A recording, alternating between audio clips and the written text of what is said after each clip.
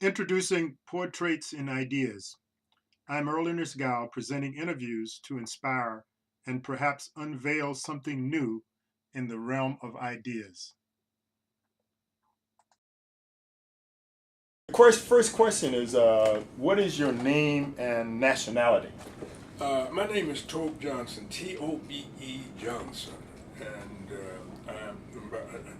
nationality, of course, I'm a United States citizen, Right, and I'm born in the United States. right. And I suppose that's the short answer to that question. And what is your profession? I'm a teacher, a college teacher. How did you reach the position you are today in your profession, your educational background, and what would you consider the relative advantage of hard work versus high intelligence? Well, that might be a what do you call a false dichotomy. What about luck, which I consider to be probably more important than both? Work and discipline are important. Some degree of intelligence surely is important. But if you were to ask me where I am today, in some respect, it would be luck. Let me give you an example. When I came out of Columbia, I was at Columbia working on my Ph.D.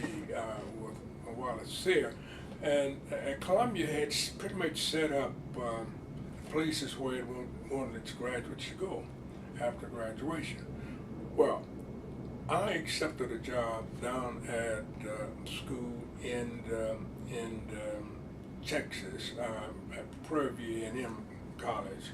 I was going to be there, teach some courses, and complete my dissertation.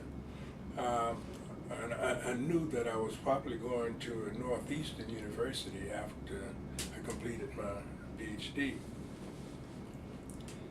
But in spring of 1962, I was minding my own business.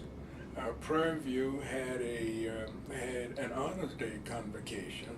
Dr. Benjamin Mays came there as a convocation speaker, and he told me he would like to talk with me.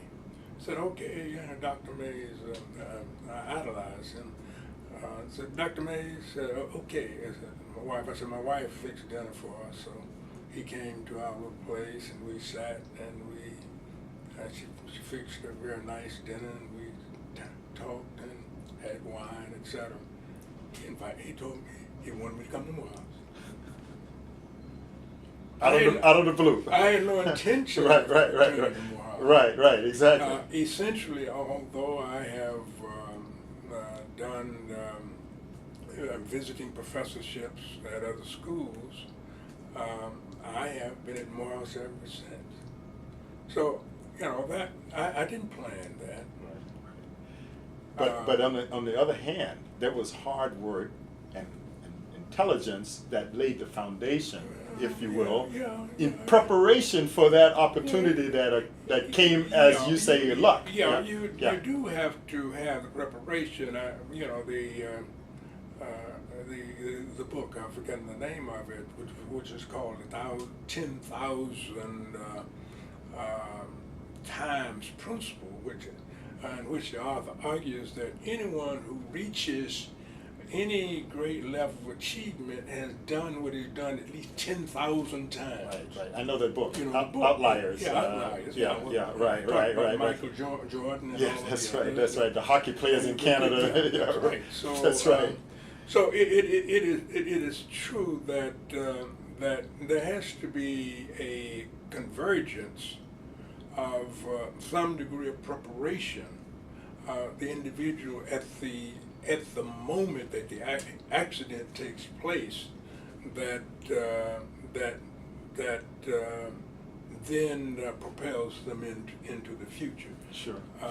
So I think that that these, at least these three things, I think they're three variables, and I think they come together in related. Yes. configuration. Yes. What was your preparation prior to coming to Morehouse? Obviously, you started your educational process early on. What Well, actually, let me give you a little background. I am one generation removed from serfdom. My parents came to Birmingham, Alabama, in the early part of the 20th century. I know more about my mother than my father, but my mother, surely her family was pretty much in serfdom, because she told me of the experience in which her grandfather, with whom she lived, grandmother was trying to move from one sharecropping family to the other, area owner to the other. And the grandfather had made a deal with some woman, and they were going to move. They were going to slip out by night.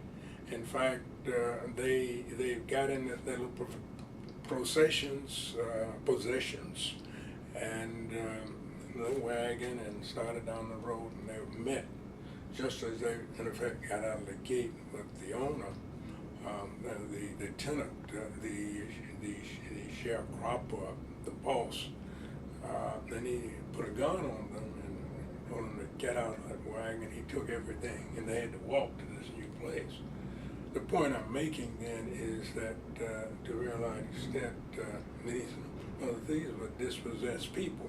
They came to Birmingham, and unfortunately Birmingham was booming.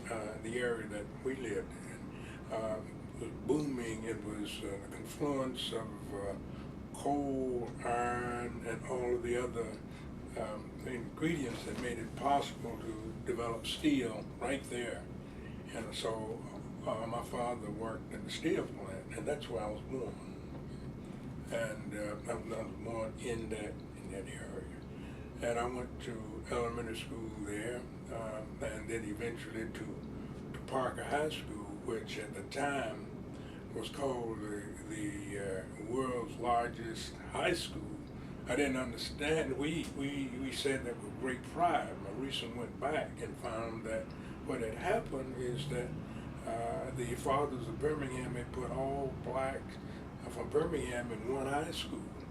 So 3,000 or more of us in this high school. We call it the world's largest high school. But for the whites, that was a high school in every quadrant, right, plus one downtown. To your one, right? So right. This is separate but equal, of course, right? Yeah, right. So then we left. I left. I didn't know anything about. I didn't know anything about college or anything, but I was pretty quick. So and I liked school and learned very fast, and the people that there were two groups of people I hung out with. One were athletes, because I played football, and the other were the people in high school who were the intellectuals and who headed the academic clubs and that kind of thing. And so I could go with both of those groups. And then some of the people in the academic group, the boys, decided to come to Morehouse.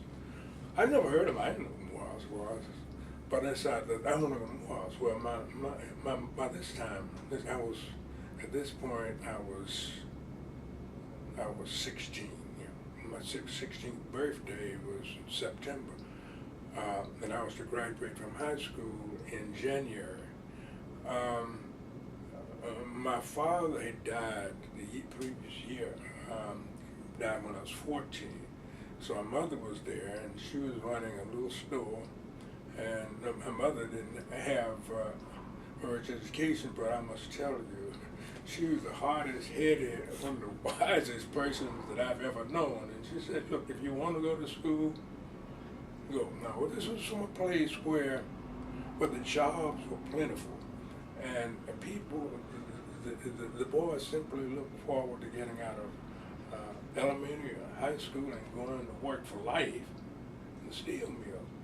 But I came over to Morehouse, and that's beginning. That's the foundation. That's the foundation, and eventually I ended up at Columbia University.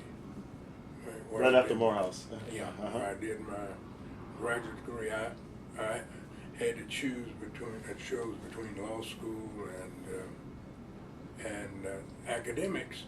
I chose academics because I was so impressed by the professoriate here, including Mays and Brisbane, who was my major professor, and a very marvelous man over at who was a Morehouse graduate, but at that time was dean at Atlanta University, dean of the School of Arts and Sciences, and he got me interested in language. And I remember taking a course with him, language and thought and action, and it was a marvelous experience. Transformative. Yeah. It put you on your course. Put me on my course. Right, now, right. As he was reminding me, I didn't know as much as I thought I knew. It was only when I got to Columbia that I found out knowledge. What you know is relative. Yeah, that's right. That's right. So right after you came from Columbia, that's when you went to Texas, and then within another couple of years you were here, back here, in Morehouse. Yeah. Right. So I was here at the time when you first came. Yeah. Well, actually, that's the second time. My tenure at Morehouse dates from '58. Okay. Because in '58, the spring of '58, the people from Morehouse asked me to come here for a year. I was at Columbia. Then I had no intentions of leaving, but they asked me to come here for a year because Brisbane, you might have. I know Brisbane very well. I was one of his students. Yeah. Right. Well, we had something called a non-Western studies program here. You might have heard about it. I heard about it too, and I have a friend who actually carried that to the University of Pennsylvania and pursued it as a graduate student at the University of Pennsylvania. Good. Right. So non-Western studies. we were tied to India and Africa. Okay. And in the academic year 58-59, Brisbane, who was at that time the sole political science teacher in Morehouse, went to on Fulbright, went to India for that year. Right. And his wife. So I came to replace him for that year. Wow. And then I immediately went back to Columbia the next year. Right. So I had been here a year. Sure. So you knew the turf. Yeah. You know but still, I'm surprised when Mays invited because I hadn't planned to come back here. It wasn't. Right. Where was it in your plan? So I'd say essentially, and off and on since that time, I have done postdocs at Harvard, at University of Minnesota, at Berkeley, and I've done a visiting professorship at Carleton College and at the Graduate School of the University of Pennsylvania. The Graduate School of Public and International Affairs at University of Pittsburgh. Oh, okay. Speaking of that, the coincidence just after the same year that you graduated, 65, right? That year, I don't know whether you know it, but Mays had been lobbying Shriver to establish Peace Corps training program at the black colleges. Now Shriver established, I believe in '64, a Peace Corps program at Lincoln. But in the summer of '65, Mays persuaded him to provide to support a Peace Corps training program in Atlanta. For Morehouse Spelman and Atlanta University, I was program director of that program, and we trained in '65 and '66 students to teach in Southeast Nigeria, Sierra Leone, and Ghana.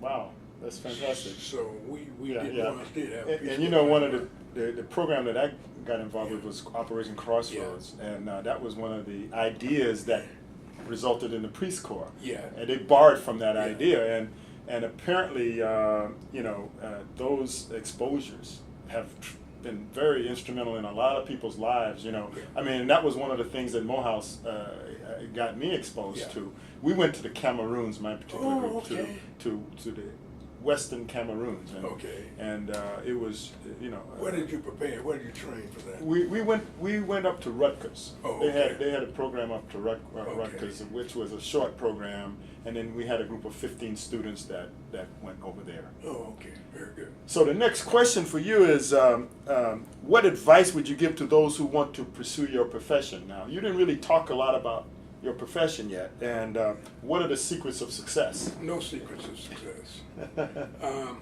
It's a lifetime commitment to learning.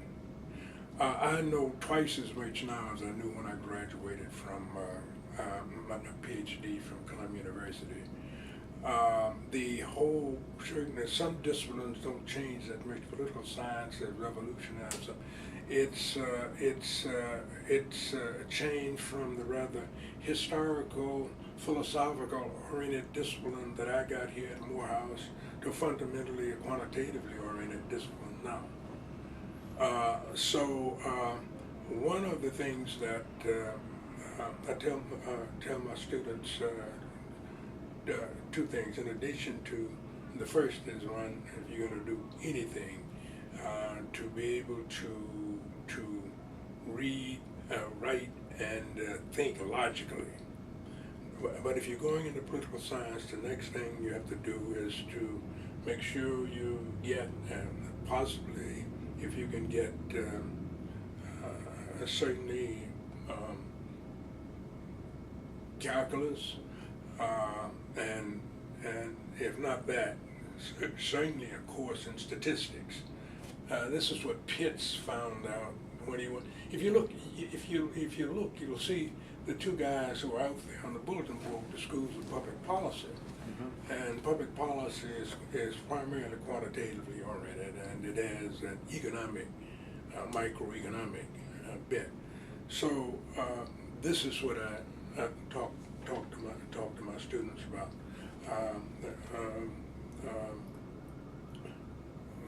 Logical rigor,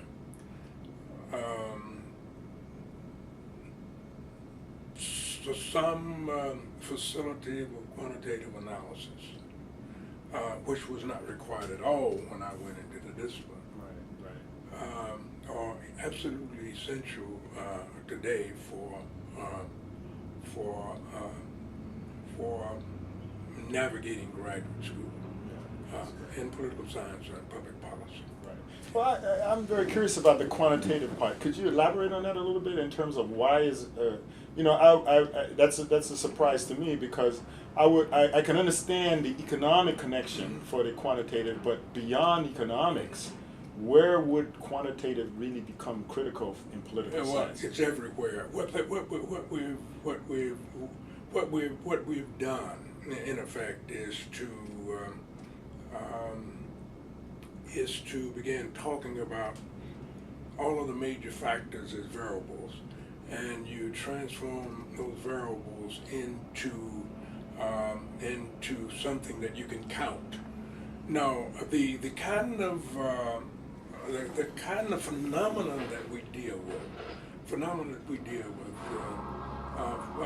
some of the more interesting parts of that phenomenon is at the level of what we call nominal level data.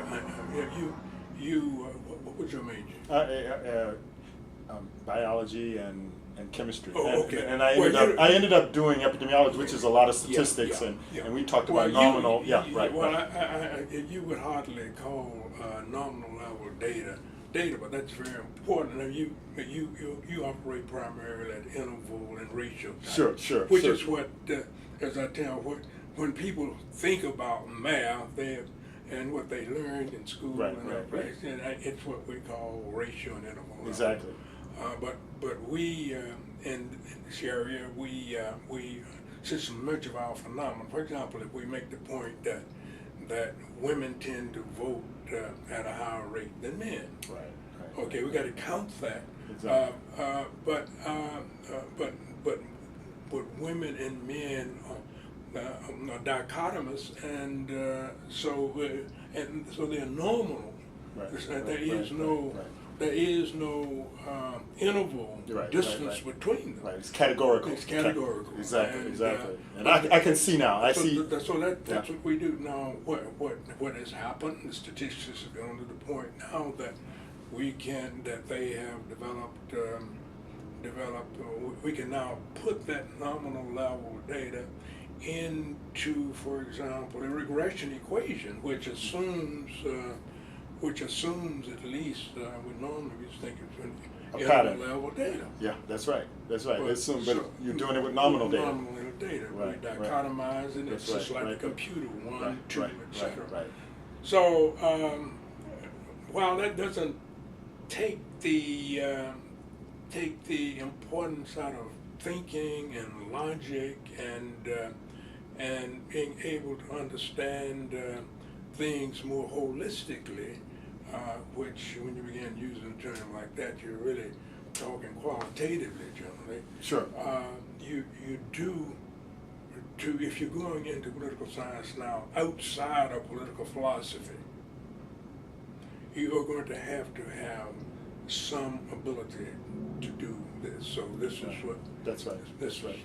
That's right. And the key thing is looking for patterns. That's absolutely what it is. Right. You can put it. This is what I have. My introductory methods class. I say that in chemistry, physics, and the developed sciences, they develop laws. It's what we look. We haven't researched, but we look for patterns and how things tend to happen. Right. And to arrive at generalizations about those things. And develop inference from that. And that Yeah. goes like the logic you were talking about. So like courses in logic become very good, for the students. Very important. Very important, exactly. So those I would say that I have a bias that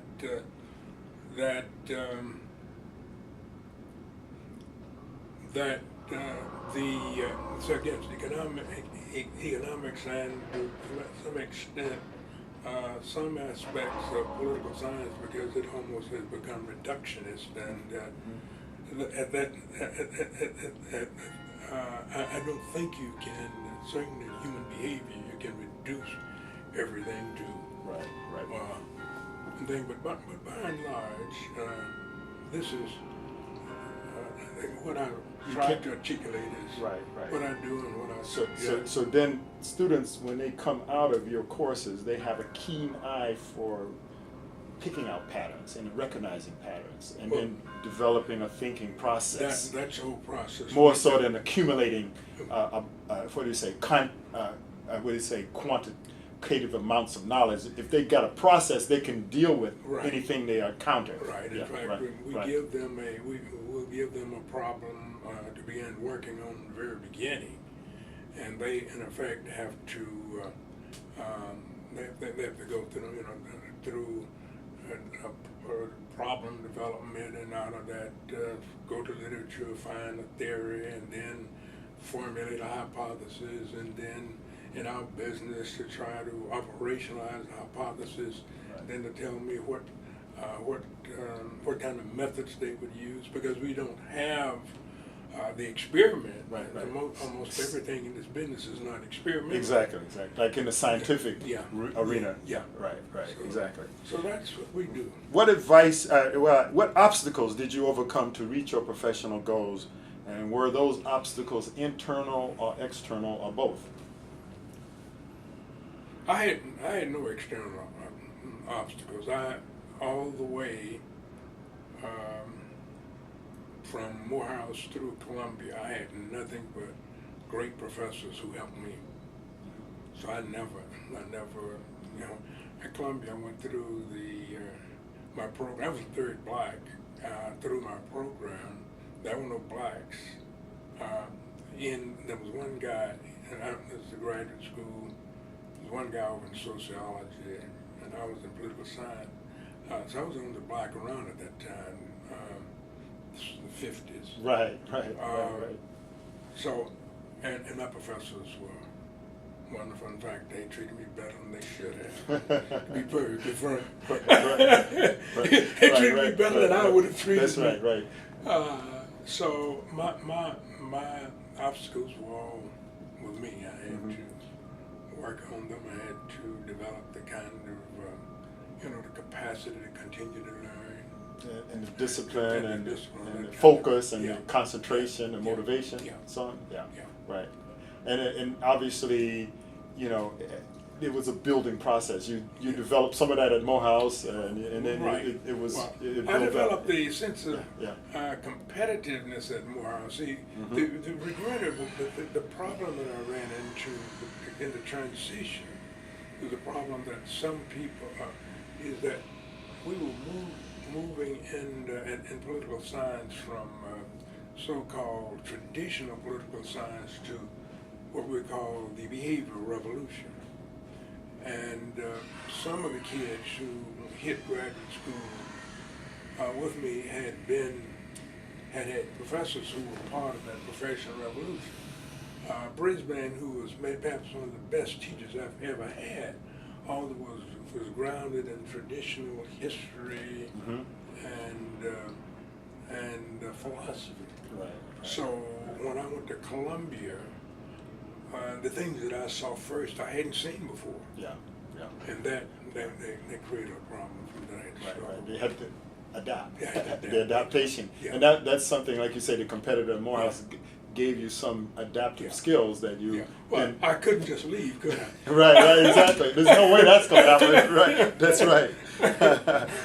What would you say is the greatest achievement that you have accomplished in your profession? I don't know. To date? Well, if it's going to be accomplished, it's already been accomplished. I'm not sure.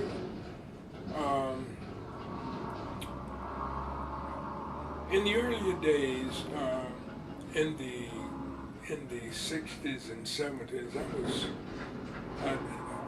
I did pretty good at publication, and my publications, the work that I did, the little thing that I did, almost every time I did something, it got me selected to some national something. I remember, and I really never pursued that. I look at the downside of it.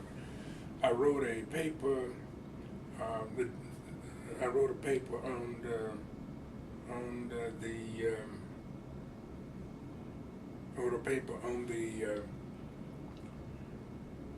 pending African Americanization of the curriculum, the African American Studies Revolution in the 19th century. I was writing it while you were in your senior year, and that paper got some notoriety.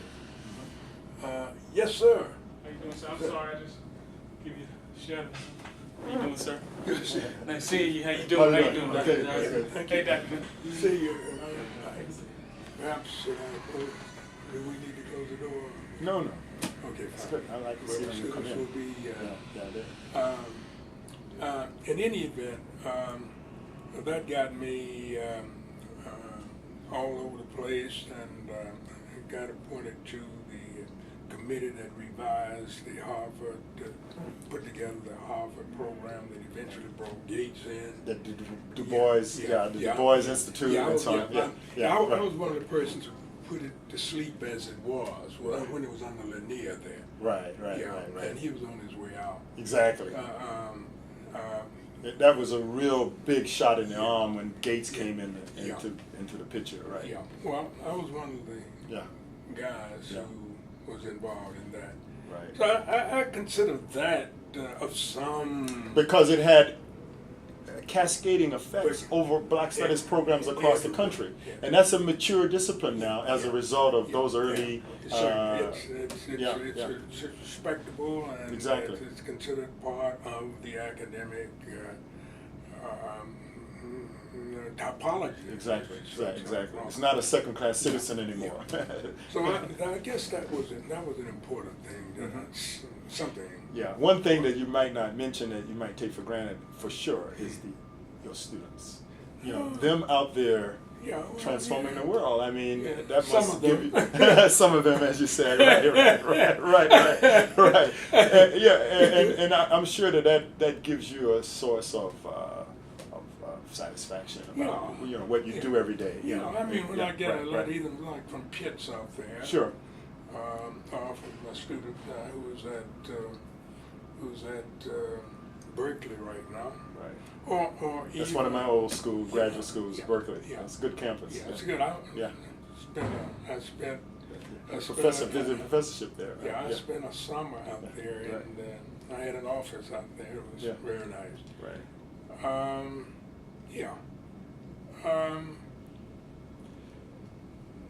But I was thinking, I've got students in outposts in various places in the country. I've got one of my very best ones is a professor of law at Harvard. Mm-hmm. So I suppose to some small extent. Who is that? Sullivan. Okay. Yeah. One of the professors in the law school. Yeah. And we've always had that problem at Harvard Law with getting black professors. Yeah. I did a residency at Harvard, and I kind of got familiar with some of the issues that were going on in the university there. I was over in the Boston side, in the medical center, Longwood Avenue. Yeah. Right. Yeah. Now, the next question is, what are your future goals in your career? I'm 80 years old. Yes, of course. So You're just starting with your goals, right? so the answer to that question is sort of self-evident. Well, now here's the question, though. I'm sure you have goals, though, right? Well, actually, the truth of the matter is I'm supposed to be spending, beginning today, sitting down trying to determine what they are. Exactly. I've got about 90 days between now and the time, and I want to use them constructively. And that it will start with my sitting down and deciding what my priorities are, both in terms of teaching and research. Right. So yes, I am.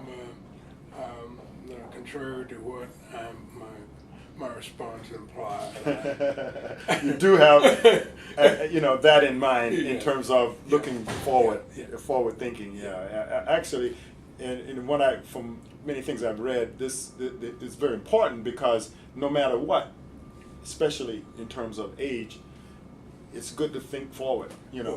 Well ahead, and that is actually, there's a health benefit to that. I mean, well, you can't brood over your age. I mean, and you can't spend your time in the past. Exactly. Or you shouldn't. Right. That's right. So that's right. My position is that to try to, as fully as possible, while I don't realize it, obtain as much as I can from every day as I can while looking forward. Exactly. And planning for what I want to do. In other words, I guess to summarize that, live in the present. Yes. And enjoy it to the fullest. Yes. Yeah. That's a very good statement. Not easy to do, but yes. Exactly. I hear you. Describe a typical working day in your profession. Now, obviously, every day is different, but if you sort of got a collage that might represent, say, a typical prototype. Well, if it's on Monday, Wednesday, and Friday, I don't have classes. I'm over here from about 3 until 5 or 6 talking to students. My typical day would be to get up about 5:30 and begin exercising, and exercise about an hour, and then go through the other functional things to get ready, breakfast, And then to well, most days I'll be studying something or writing something or grading something, and I'll come over here and talk to students. Then on Tuesdays, which are my tough day, Tuesday is my tough day. I'll have classes start at 9:25. I usually get here at 8 o'clock. Began reviewing for my first class, and 9:25 until 10:40, and then I will review for my second class. I have another class at 1 o'clock, and that's probably my best class, at 1 until 2:15. Then hard on the heels of that, I'll have a class from 2:25 until 3:40, and then at 5 o'clock I have my directed studies, which I'm very proud of. My student produced a very important piece of research out of it. So I'll have my 3 kids will come in and we'll sit around this table and we'll work and we'll read and we'll write and for 2 hours. So on that day I get out of here around 8 o'clock. I would have been here for 12 hours. Amazing. That's a whole day. How many colleagues at your age have a schedule like this? This is extraordinarily impressive. I was extremely impressed just to see you marching, leading the processional at graduation. And I said, here's a person who's discovered the secret of centenarianship, reaching that level, because you are staying active and you're involved. You've got an office full of things you're working on.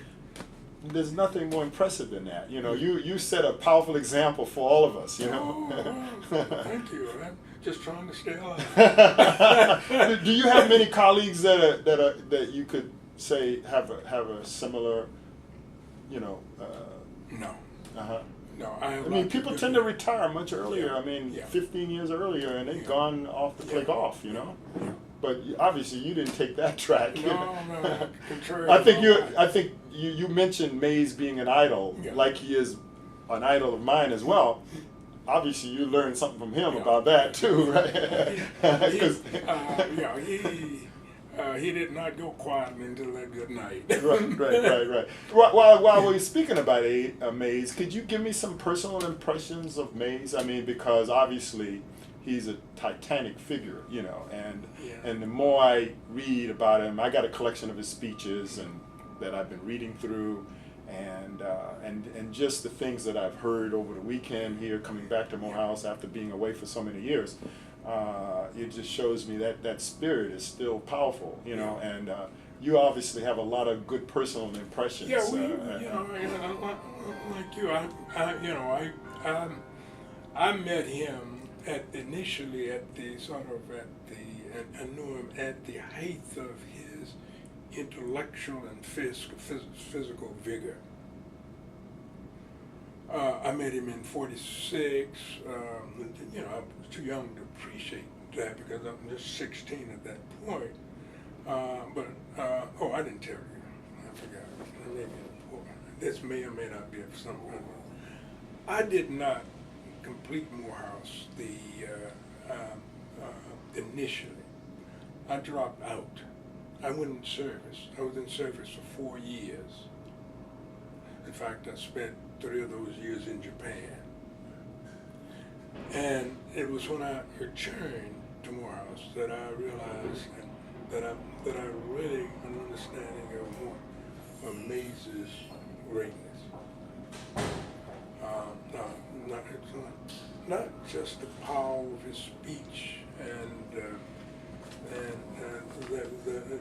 wisdom that was embedded. Go ahead. The wisdom that was embedded in those maxims he seemed to just spew out. But there was something about the man himself. I mean,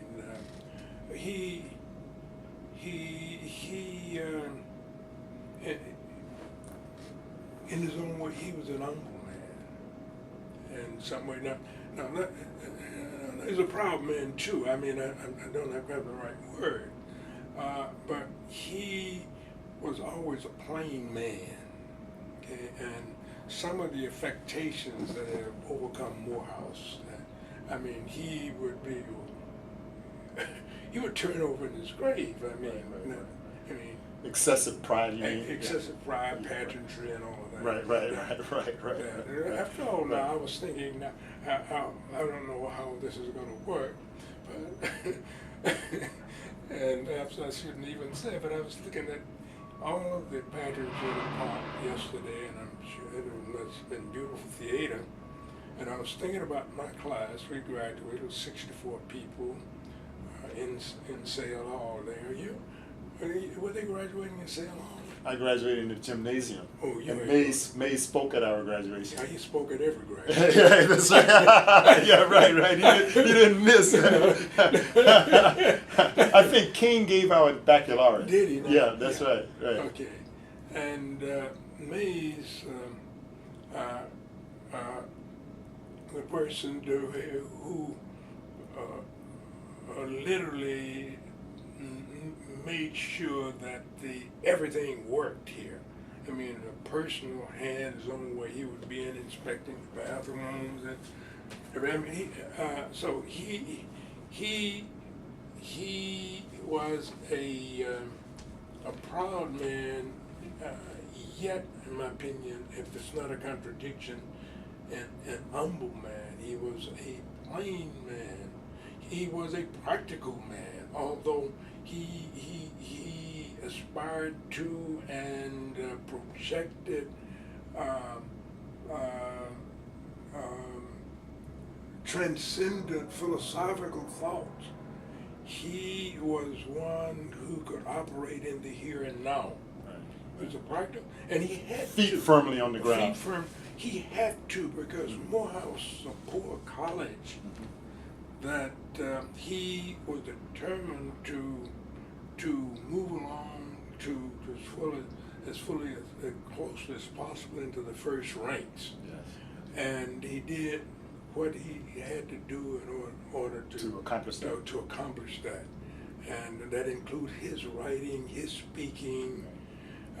Lobbying for Phi Beta Kappa. Yeah. Oh, that was in his last decade. That was what he. If you look at his hire, I think I'm one of the few people he hired who wasn't Phi Beta Kappa.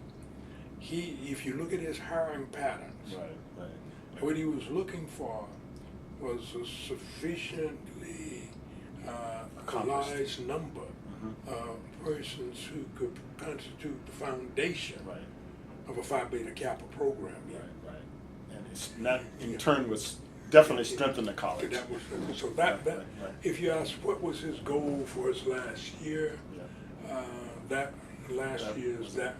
was his goal, and it's best seen in his hiring pattern. You go back and look at the people he brought in during those years, and they were people who became the nucleus of the Phi Beta Kappa chapter. So he was a goal-oriented man. You knew him. I mean, you know the pattern of his life. He would, when he was here, wasn't speaking. He would go to work in the morning. He would stay down. He would remain in that office until just afternoon. He would come back to his residence over there next to the chapel, and have lunch. Then he would return, and he would go back to that office, and he would be there until after 6 o'clock. That was his rhythm, and then of course he spoke on Tuesdays. Right, in chapel. That's right. So he was a visionary, if at all possible, but he had his feet flat, solidly on the ground. Those are some very good impressions, and from your personal working relationship with him. Yeah, he was almost a sort of father figure for me, because We were very Exactly. close. Right. That's that. He's one of those giant figures in American history, if you will, who he doesn't have the notoriety that he should have for the contributions that he has made. And I think we as students of his over the years, I think we're destined to make his name more broadly known in the future, because one of the things that I did, I was a board member of the international school in Riyadh when I was in Saudi Arabia for about 6 years, and they asked me to give a speech on the induction of the Honor Society.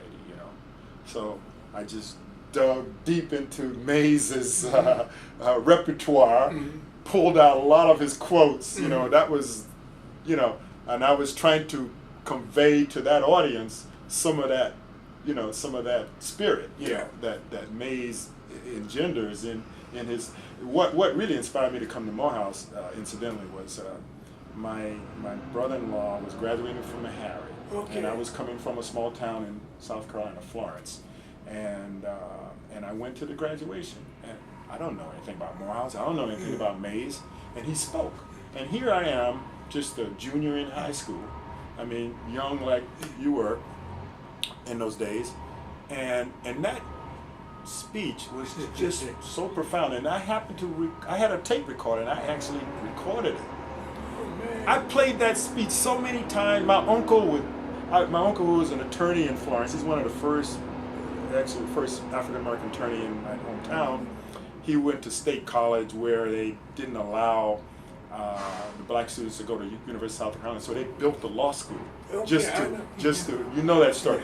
What he did, he would listen to Mays, and he would go into tears every time he heard that speech, and also he would travel to Orangeburg. He used to go and give an Easter sermon in Orangeburg every Easter. He would go there like clockwork every Easter to hear Mays speak. He was just so amazed by it, and he didn't go to Morehouse, and so that speech at Meharry that I played over and over, I'm wondering where I could find that tape now. I really want to have that tape, and I could put it on DVD, and I want to find an archive of his presentations, because those speeches were so transformative. Let me give you one more story. He came to my hometown, and he actually stayed at my house. My father was the president of the NAACP, and he spoke to a gathering. And the editor of the local paper came to that gathering. His name was Jack O'Dowd. And that one speech by Mays just totally turned him around, and he was writing very progressive, segregation editorials, very sympathetic to the civil rights movement. Got run out of town. This guy got run out of town. He had to go to Chicago. He ended up working for the Chicago Tribune because he could not stay there anymore. And that was just one speech by Mays. And I heard one more story. You may have heard this one as well, where he was at Wake Forest, and he was talking to a group of students there, and they were all sitting up there with their newspapers, and they said, who is this guy? What has he got to say to me? And as Mays started talking, they said the newspaper started slowly dropping down. And then they became rapidly at attention, to everything he had to say. He had that kind of ability as an orator. Well, I deem myself most fortunate to have heard him and seen him at the height of his physical, career, intellectual career. Right. He was giant. He was something to behold. There's a book that has been very inspirational to me that was written in 1888 by William J. Simmons called Men of Mark, Eminent, Progressive, and Rising. And he's a South Carolinian who wrote about black folks across the country. He did these many biographies. And it told us the story of these people who came right out of slavery and how they built institutions, and so forth. And you look at all the greatness of these people, and it's a large number back in the 19th century, and you wonder, where are these large numbers for the 20th century and the 21st century, you know? Obviously, Morehouse has created a huge number of them, but those folks coming out of slavery were extraordinarily impressive, and that's been I used to always just keep that book, and whenever I had a down moment, I just go read these biographies and say, hey, if these guys overcame all that, what am I complaining about, you know? Yeah, because sometimes, you know, when we just once a year we talk about the founding of Morehouse and the back basement of that church. Yeah, Augusta, Georgia, right. It's 1867, and one thinks about what the landscape must have been at that time, Right. and one marvels. Exactly. I was just speaking of that, I was just thinking, and I was re-watching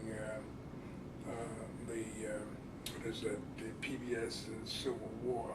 Oh yeah.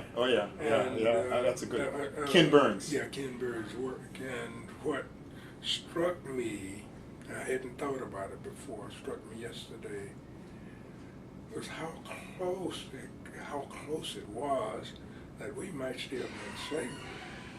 Because as late as August 1864, Lincoln was in real trouble. And if Sherman had been bottled up right up the street here, we couldn't get into Atlanta for about 2 months, and Grant and Lee had Grant bottled up in Virginia around Petersburg. And it was clear, everybody, including the Republican Party, including that Lincoln could not win this war. Could not win. Lincoln didn't believe he could win. And then 2 successive victories. Sherman turned the tide. Broke into Atlanta. And what's his name, up in Pennsylvania, broke through. 2 battles. Right. Gettysburg. No, that was earlier. Gettysburg was in 1863. Right. If Lincoln had lost, the South, let's say the Democratic president, the new president, would have in effect given amnesty to the South and kept slavery. And what really got me about that, and I hadn't seen it before, was that when the South, the Southerners encountered the northern troops, and with blacks with them, and if they were to say defeat that particular unit with blacks and whites in it, they would capture the whites and kill all the black soldiers. Just on the spot. Just on the spot. They would execute them. Right. Instead of taking prisoners. Yeah, they didn't. They were not taking it by prisoners. Right. So, it's in that it's touch and go. It's in that context that you think about 2 years later. Later, they setting up a school in the basement of a church. It is. Right. It may well be that there's some wrong things we can predict, but it's very hard to know how how things would have turned out. How things would have turned out. So, what are your retirement plans, and what is your philosophy of retirement? I don't have So I knew that would come up with an interesting answer here. You got a philosophy of retirement? I have no philosophy. That is to say, a philosophy being careful, thought, and consideration, and some principles. Right. I suppose I'm frightened at the idea of retirement. My wife has been on my case for some time now. She wants me to retire. If I could think of some significant things to do in retirement, you might consider it. Nothing could be more interesting than this, right? Like I find it interesting that you come into your office right after graduation, man. That's instructive right there for me, you know. Well, some people might say get a life. Well, this is a life, you know. Yeah. What could be more fascinating, you know? I get a great deal of joy and satisfaction out of my students, particularly the good ones in which I think I'm having some impact on. Sure. Now, the interesting thing about teaching, as I believe as Henry Adams and others have said, even though I might not think I'm having an impact on some, I might be having a positive impact on some and a negative on others. A teacher never, as they say, teacher never knows where his influence ends. And what he says that has that impact as well, right. sometimes. So right. That's right. And in fact, it could be very small things. I think about high school. The only teacher that I really remember boldly is Mr. Hudson, who admonished me when I was in the 10th grade. Put his hand beside my head and mauled and said, "That word is ask, not act." Never forgot that, right? That's indelibly printed. That's right. Yeah. I went to high school 4 years. Yeah, that's right. I mean, I met many teachers. Exactly. But the only one I can remember Vividly is Mr. Hudson. That's right. So teachers cannot know Their impact. the true impact. The true impact. Right. The lasting impact. Right. That's that right. they have. And so you work and you do the best you can, and you hope that for the most part it will be good. Exactly. Do you have any children? I have two. I have a son who's a physician. I'm sorry, he's a lawyer. That's kind of what that is. He lives in Connecticut, and he, for the most part, he's working on it today. He's on Wall Street. I have a daughter who lives here, and she has been for the past 3 years actually now. But she had worked with the newspaper, but when her son was born, she stayed at home with him. So he'll be 3 years old June 10th, and she's restless, so she's looking for other things to do right now. Right. But anyway, she has a degree from Carleton College and a master's degree from Georgia State, and she's interested in historic preservations and things of that kind. So she's right.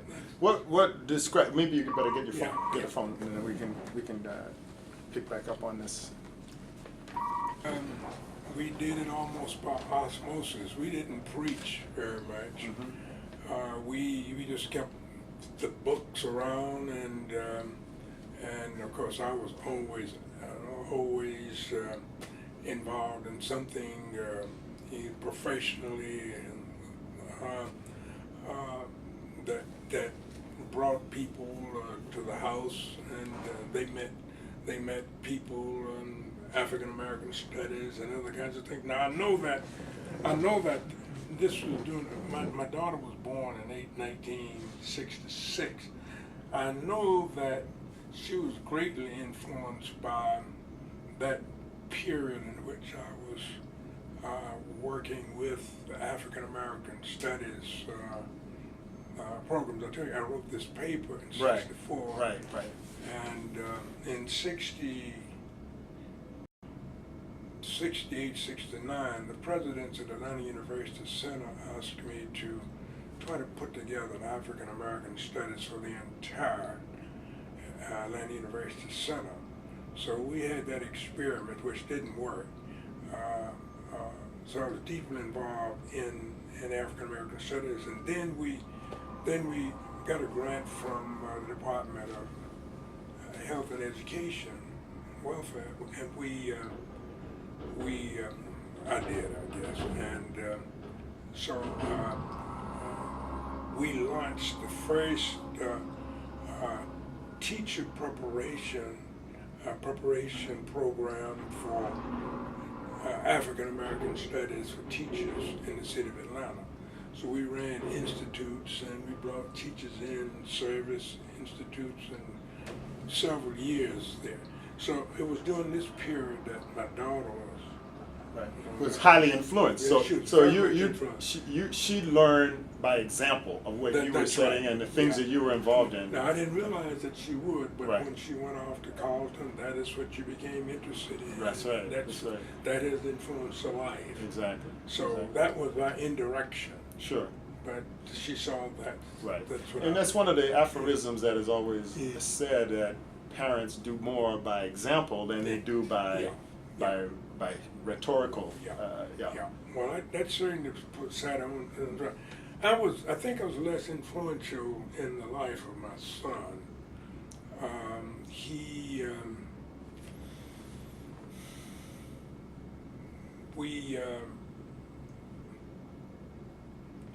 went to some of the early interracial schools that we had around here. Right. And particularly during that time, his mother was very deeply interested in preschool education and in early childhood education. As a good start. Yeah, it's a good start. And so she was closer than I was. At that point, I was really very hectically involved in various kinds of professional things, Right. like the Peace Corps Right.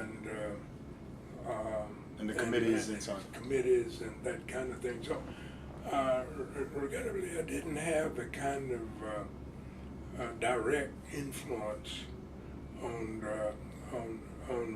my son as perhaps. But I see now that he's grown up. I mean, he seems to think highly of me for some reason.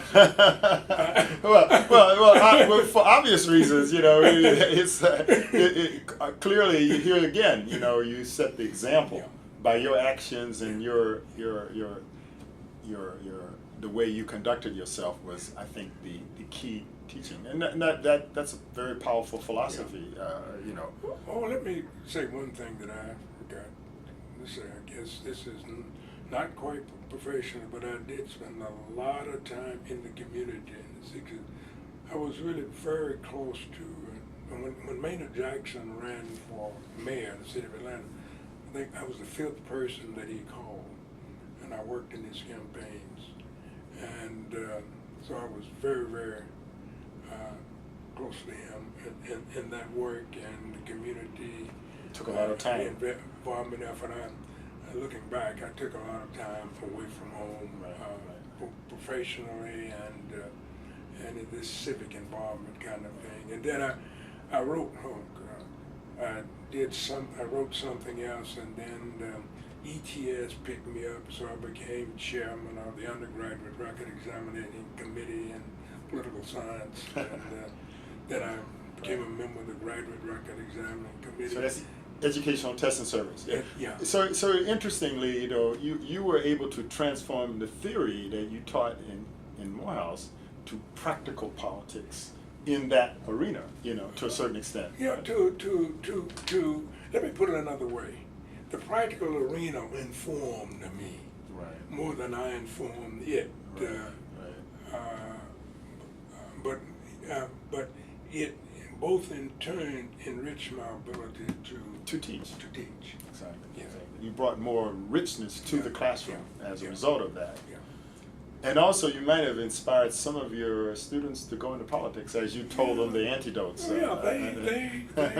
one of the things about they seem to like the anecdotes, and they even now. Even now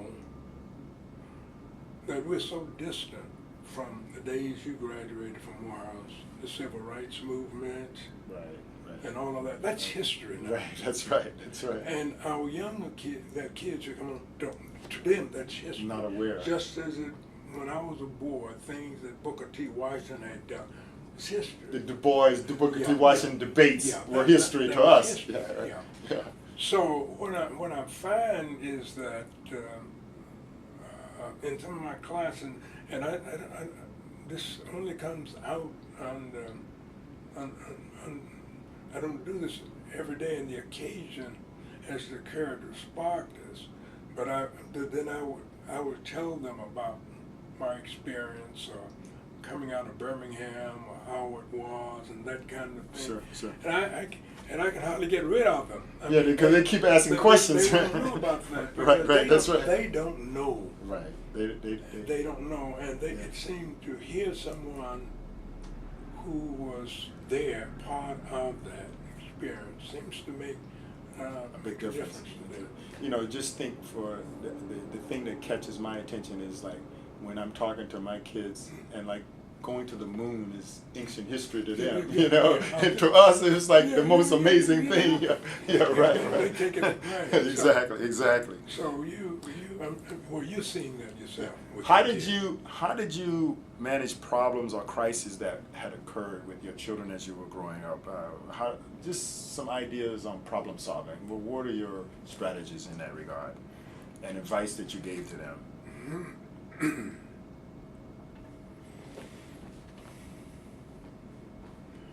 Well, what we tried to do, I believe, with our children is to, in many cases, is to talk with their teachers. We established very good relationship with their teachers, and so that when we had problems with the children, we could talk to the teachers and get feedback from them, and that was of some great help to us frequently in trying to work through whatever the problem was with the student. Well, I must say we had wonderful teachers and principals that understood. Mm-hmm. And I had problems with my son, and I had a counselor in high school who worked the principal. They were marvelous. You created a team. You created a team approach. Well, I hadn't thought about it that way, Right, but right, yes, right. we did. Right. And we were able to work through the problems, and so I couldn't have done it. I couldn't have done it alone. I did it with the help of these devoted teachers and principals and others. Right. That's interesting how you give credit. That's a very admirable trait, to give credit to others as well, knowing probably yourself what you contributed, obviously, to that. Well, no, but you never know. You really can't know objectively. Right. You can't. Yeah, what I look for even today in terms of I'm doing is feedback.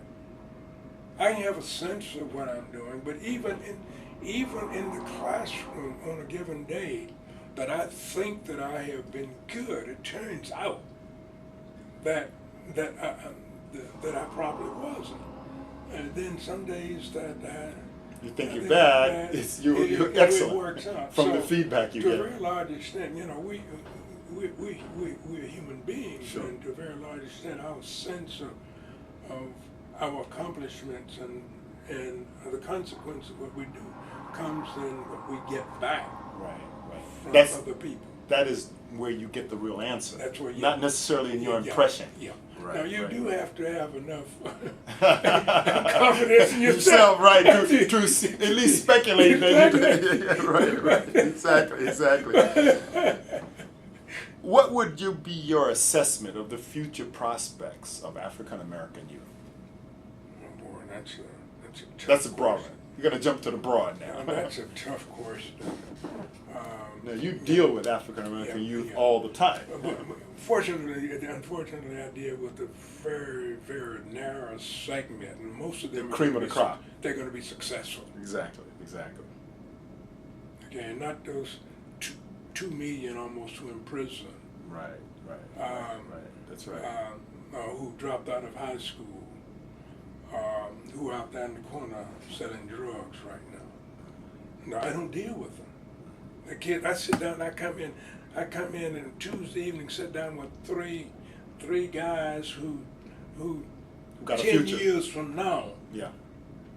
they're going to be big. They've got a future, right? Yeah. That's So right. Right. I can't. No, I do know that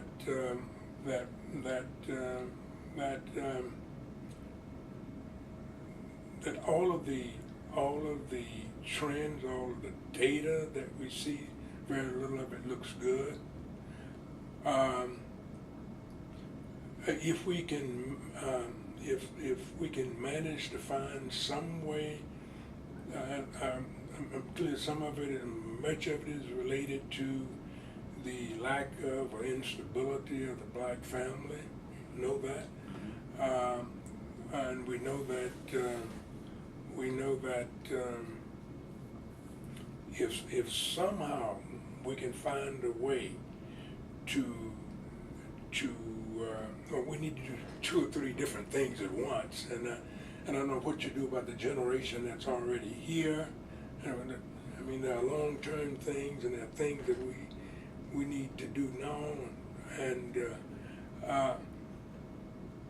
I guess in the short term, the best thing that we can do is to improve the attractiveness of our schools and make it possible for more of them to get a better education.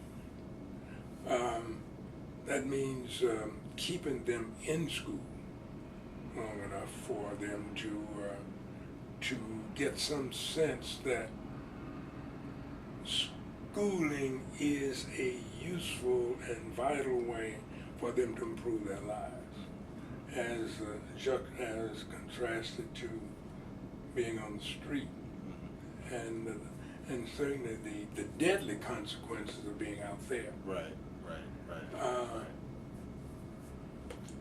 It's very hard, in our political, it's very hard to bring the tools together that we need to be able to make a huge impact on this. I think Obama is trying to do it in some ways. It's very hard. We are in a society now that abhor the idea of affirmative action of any sort.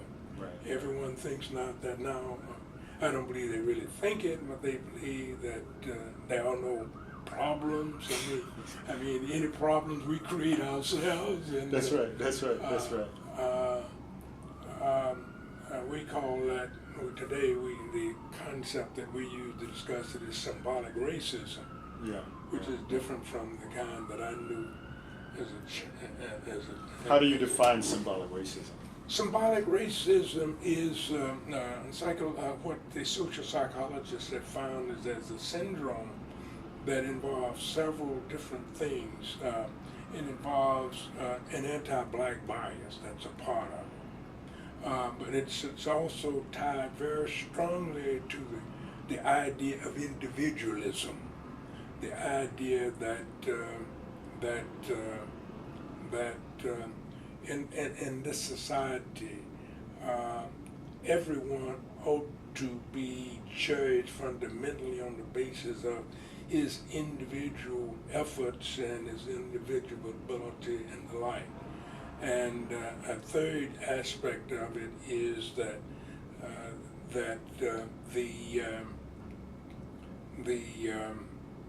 those who have been identified as symbolic racism believe that any remaining problems that blacks have, they have brought on themselves. So it's a combination. It involves several different things. It no longer involves, we used to think that it would involve the idea that a kind of zero-sum game, that if blacks achieve, then the whites would be worse off. Right. That's not, that doesn't seem to be part of this syndrome. Right. But it's all of the sociological, social psychological voting studies talk about symbolic race. Well, that kind of attitude makes it impossible to do very much in terms of public policy. Policies and programs. And programs. Right, So right. the programs that are possible these days are programs that have that do not seem to have carry any racial advantage. Right, right. They right. they will deal with more broadly class-based problems. Right. And Obama understands that Right. very well. Are you generally optimistic or pessimistic about that issue of the future of the youth? I'm not overly optimistic. The only thing that I can say is that we can't see the future too well. Right. And things have tended to happen in, at points at which we kind of sort of nadar at the bottom. Right. But things for some reason or another work out in a different way. But I do not see right now any systematic way in a society by which we can handle these problems. Civil rights leaders are floundering. They're trying to find tools and ways of handling it. Right. I think Obama, to the full extent that he can, is using like these little initiatives, black college initiatives. Sure. But those things, Having somebody right in the White House. Yeah. Right. But they're marginal, really. Mm-hmm. I mean, when you talk about $10 billion over 20 10 years, to 20 years, 2020, yeah. and you look at the magnitude of the problem, Right. you see that it's A drop in the bucket. It's just a drop in the bucket. Right.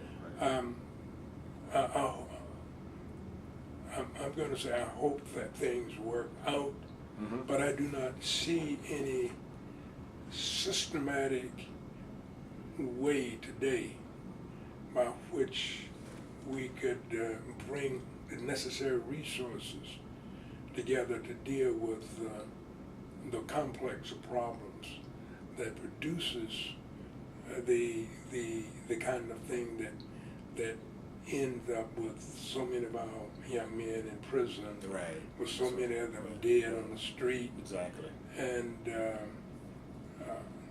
that even where we seem to find things like little education programs in high school that work, it's not easy to transfer them from one place to the other. Right.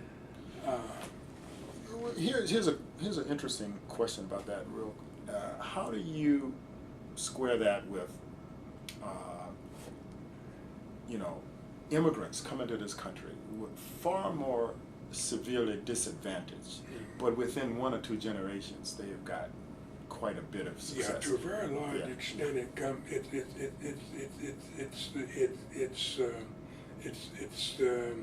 it's the attitude. To a very large extent, it is the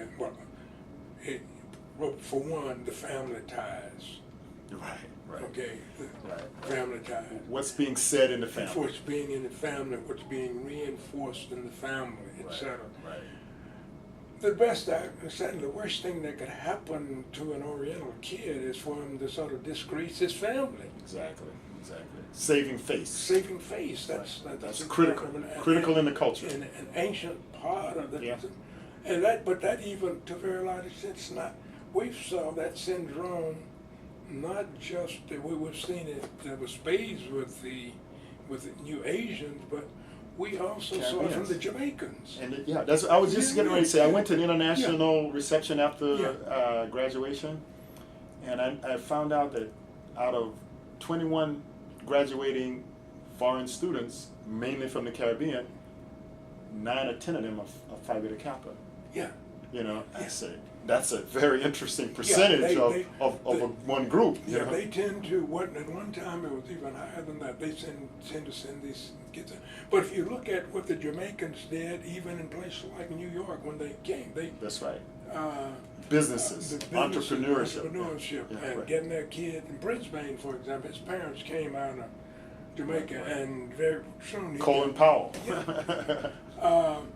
it is.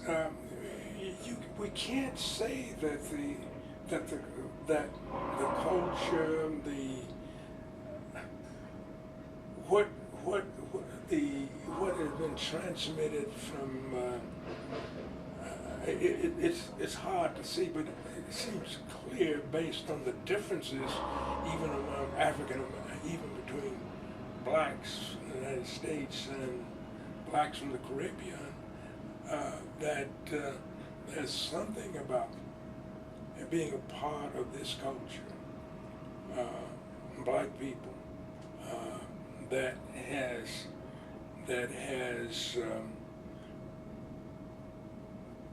put us at a competitive disadvantage. But to make it even worse, though, and here's when I haven't done the research, and I don't think anyone else.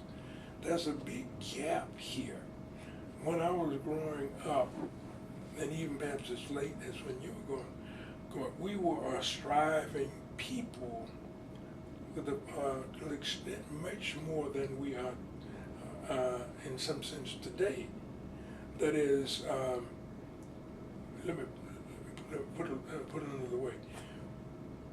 The degree of delinquency and that we see today, the degree of dependency, did not exist. And when I was growing up. As much as it is now. Now, it's very complex. Multifactorial. That's right. We no longer have the huge industrial manufacturing Base. Where people came out of the South, went to Detroit, Got went to jobs. Michigan, got jobs, became middle class. That's right. That's right. And one of my sisters, who has been in education in South Carolina, mentioned was that a net decline in African American teachers in the school systems to inspire those right. children to achieve. I'm told that I heard it said that, and maybe the biographer of Malcolm X helps with this, that white teachers, white counselors, in general, do not see in our kids the possibility that many of the counselors in my day saw in us. That's right. They give them a low objective. That's right. Like Mays used to say, shoot for the stars. Yeah. That's right. They didn't believe that they had this capability. Exactly. And so we know that to a very large extent that achievement is related to expectations. And like Mays would say here, we expect the Morehouse man. Right. You know it. That's right. I can hear him now. And actually, if you run into one of your classmates who hasn't done well, I mean, he tries to hide from you. That's right. Because that is the expectation. Exactly. So this is a big problem, and I'd like to see a seminar in which we talked about the whole range of things, from the economics to the family to the nature of the prejudice that's out there today, to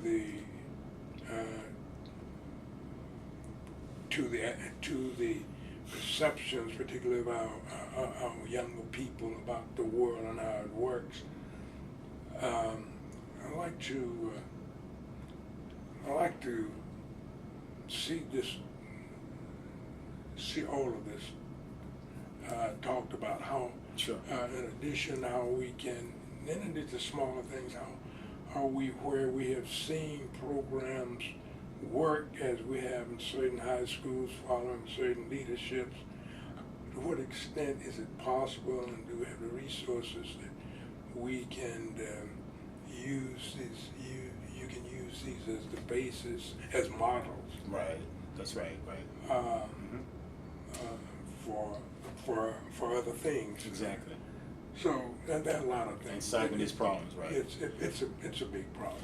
Oh no. As we turn now, what are your hobbies?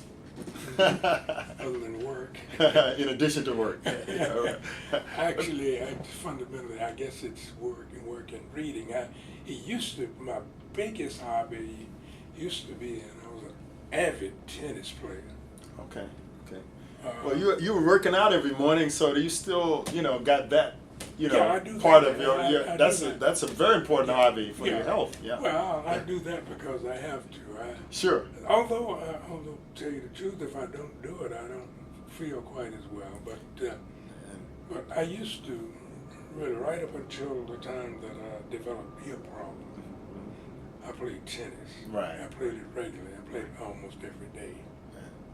I'm sure that has kept you young, Yeah. as you are, and the fact that you're still active physically, and all the research has pointed out that this is critical for as we get older to stay active, and I've been doing a lot of research on this, and that's one of the most important things to continue doing as much as possible. Yeah. Physical exercise, diet. Sure. These. Right. And do things that you're interested in, Right. like I do for the most part. Right. How have your hobbies enriched your life? Well, I guess that they've enriched my life by bringing me into contact with people that I otherwise wouldn't have known, and particularly as I grew older, bringing me into contact with younger people, because I played tennis with people who were much younger than I was. Right. And keeping me competitive. Expanding the social network. Yeah, that's right. That's right. Keeping me competitive. In your thinking. And mean. And mean. Lean and mean. Lean and mean. I mean, Right. I go out now. I go out every league. Morehouse is a great tennis team, and I go out when I leave here in the late afternoon. I go out and watch them play. The courts are right out there. Right out here. Yeah. I was one of the first when the courts first were put up out here in the late 1980s. I was still able to play. I was out there. You were out there on those courts. Playing hitting with the boys who were on the team. On the team. So that's been a source, and now it still is. Right. So as I get a sort of joy, I go out and watch the boys play, and I talk to the coach, and we chat, and I like that. Describe your one or two favorite vacations, and why were they special? I don't know. That's an interesting special vacations. Oh boy, you're really pushing me to the limit now. Well, one answer is I don't take vacations. You're right. Yeah, that's a good one. I guess looking back years and years ago, I guess one of the very special vacations that I had, we went to Jamaica, and I don't remember all the details of that vacation, but I remember that we enjoyed it a great deal.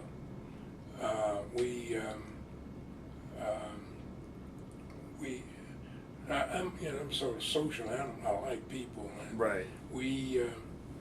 On that vacation, we happened to have hooked up with some people from Morehouse people that we knew, and we just had a great time. Had an insider view. Yeah, Immediately. And that was good. Now I used to talk about laughing because the last 5 years, my friends have grabbed me and pulled me out of here over the Christmas holiday, and we've taken cruises. Oh, okay. Except for the last 5 years I've Wow. done that. Last year I had a less, more mundane vacation, but I liked it with a group of older citizens. A couple of years ago, we we bussed out to get the Grand Canyon Oh yeah. and up to Nevada and back, and we enjoyed that. And then the conversations on the way Oh, were a great part of that. That you mentioned Jamaica. That was also one of my favorite. I actually took as a result of Crossroads I was saying, I ended up doing a lot of traveling. I've been to about 62 countries, right? Oh. But I took my grandfather, who was in his 80s at the time, and my mother and my father to Jamaica, and we rented a car in Kingston. Not in Kingston, but in Montego Bay. And then we drove around the island back to Kingston. We just stopped along the way. And it was just an extraordinary experience because that was the first time my grandfather had ever flown. You know, he was an old farmer in South Carolina out in the rural areas. And so the bottom line is, every time we saw something, he had an interesting comment to make about it. Even though he'd never been out of the country before, he'd look at some carpentry work, say, yeah, that's about 1910, I know the style, you know, and he'd look at the brickwork, and he'd be giving all these descriptive things. And so that's my memory of Jamaica, and I love the place, you know. That's interesting. that is interesting. That is interesting. You know, that's... What are your community service activities, and what has been the impact of these activities? Well, have they made a difference in the you know, community? I'm You really mentioned not- you've alluded to a little bit of that. I'm not really involved that much in it, but that one time I But was. with getting Maynard Maynard elected, election, for example, which yeah. is historic. Yeah, I was chairperson of the Community Action Program, that is the poverty program here. I was vice president of the United Way, member of Leadership Atlanta,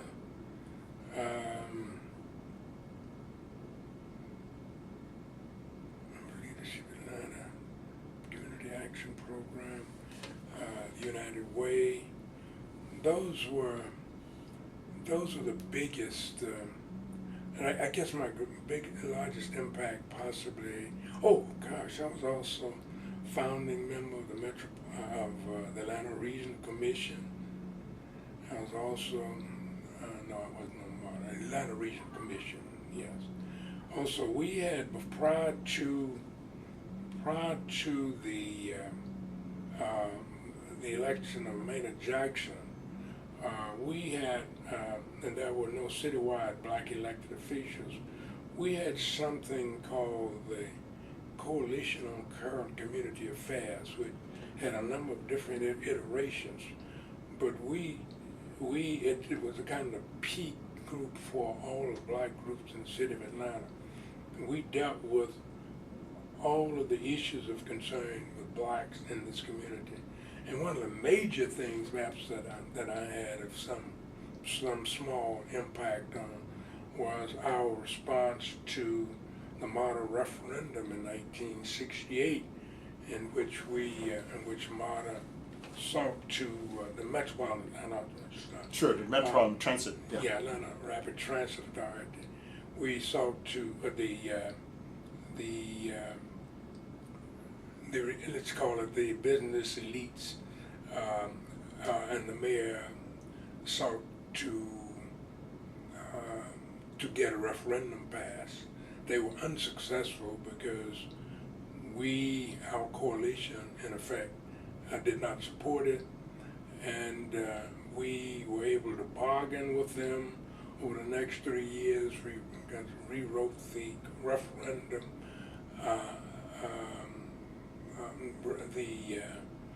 the terms of the referendum, and it was resubmitted, and it was ratified by the city of Atlanta, DeKalb, Fulton County, and that was the basis on which the Atlanta Rapid Transit was started. Huge impact. Here, look at the breadth and depth of that today. Yeah. So that was one of the activities that I was deeply involved in. Mm-hmm. So that period, the period between, I don't know whether I was ever on the period between about 1967 and about 1980, '82 or so, I was Pretty active. really Very active. tired. That's a long stretch, and Yeah. and certainly the community has Yeah. benefited enormously. I know your time is valuable, so I don't want to take up too much of it. What would be your your parents? What was the most? What was their influence on your development, and was education stressed? My parents, as I said, I've said something earlier about my parents and my parents. Yeah, in your background. Yeah, right, they right. were uneducated people. My father died when I was 14, so it's hard to know about him. I do know that he had a sentiment about us, and it was expressed one way. As a boy, I've been working really since I was 6, 7, 8 years old. I remember during the period in the 30s, I mean, it might have been the early 40s. I worked for a little, I don't know if it was a little store or what have you.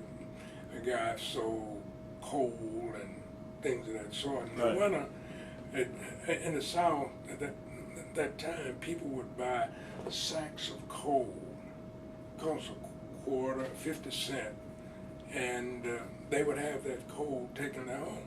So I remember I worked for Mr. Hughes, and I would deliver that coal. I would roll that wheelbarrow, maybe half a mile to get that coal to them. And I remember my father saw me one Saturday afternoon, I must have been covered in soot and dirt, and my father told me he never wanted to see me looking like that again. So I took that to mean he wanted me to have something better than that. Well, he wasn't able to ever show me in any real mature way what he had in mind because he died. But my mother, even from the first grade, my mother, who had only finished the 8th grade, walked 2.5 miles each month to PTA. Looking out for her son. She was there. She walked on the PTA. case. That's right, right. And I think she might have been president of something of the PTA in those early years. So, although I can say my mother did not have any fundamental sense of what education was, she knew it was something good And important. Right. As they used to say then, I don't know whether you ever heard, they used to say, get your education, as though it was something physical you could get. Right. That was what. Right. So when I decided that I wanted to come to Morehouse, she said, go. Yeah. Go for it. There was no doubt about it. And, Right. So, and she supported me. She got me over here. Right. And so let me put it another way. Without my mother, I would have gone to work in the steel plant. Right. I finished high school. Which was an That would have avenue. been it. But she instilled the educational component. At least she And said, that- at least what she did, she supported it. Right. It was my motivation because I was my orientation was toward those kids in the class in the park who I consider to be the best people and the academically the most gifted, and so I was oriented toward those people. Right. And I wanted to follow them, and I told her, and she said, "Go for it." Right. Okay. Right.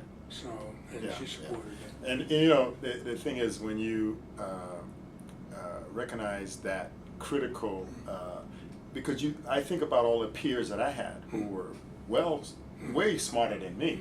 They could have done so many things, but it goes back to the point you made earlier about the family influence. Yeah. You know, even in those immigrant communities. Yeah. Of support, as you say, and instilling that idea, Yeah. you know, and Yeah. so we this is what needs to permeate the entire community. And exactly. My mother was left with these two boys, me and my brother, and she got both of us in college. Right. As a single parent at that point. So how would you describe your father and your mother? Just in succinct terms, in terms of, paint me a picture. I don't know them. I haven't met them, but paint me a picture. Oh, well, it's I don't know that I could paint a picture of them myself. They were ordinary people from rural backgrounds who were thrown into this, or who moved into this buzzing industrial area and tried to adjust to it. And they adjusted by solid marriage and rearing their children and sending them to school. Now, I guess one difference between my parents and the other parents, they were not churchgoers, but we went to church. I don't remember missing a Sunday school or church activity over the period between my 5th year and maybe the time I was in high school. So I would say that we were close and that they were supportive. They were disciplinarians, and that was kind of that descriptor in a way describes you in a sense because they imbued you with those characteristics. Yeah, right. Because I'm sure you carried it to your children. Some of the things that you got from them. I did. I wasn't the kind of disciplinarian.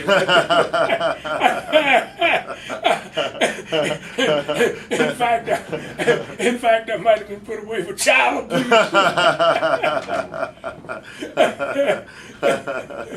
So, were there any memorable quotes from them, proverbs or anecdotes that they? I have one that always comes to memory of my mother, but I will not tell you what. Okay, all right. We keep it a family secret. There's right. one that I always remember. Okay, that's good because obviously that came to mind right away when I asked you, but it will remain unspoken. So, what would you say would be your cultural background? Obviously, I know a little bit about it, but I want to hear you describe it and say the components of this value system that. No, I've described it broadly without talking about it. Again, we're talking about. You've alluded to it in quite a few of your answers, actually. We're talking about the working class society, group, a culture that's really transitioning from a rural setting, adapting to a very urban place, but carrying many of the rural values, hard work, for example, honesty. Sure.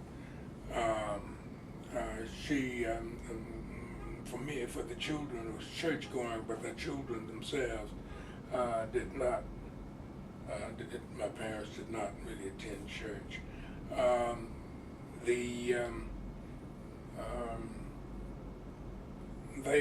They believe, my mother particularly traditionally did not believe in drink, did not believe in alcohol.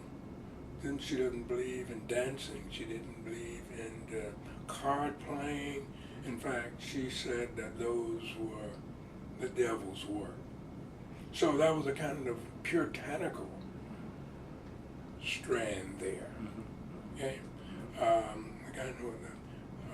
which combined, which included the work ethic and the sense of obligation. This is something about my mother that it's almost unbelievable. If she owed a debt, she would walk miles to pay that debt, and she wanted to see the person who was in charge, so she could put that payment in that person's hand. That was it's unbelievable that sense of responsibility and things of that sort.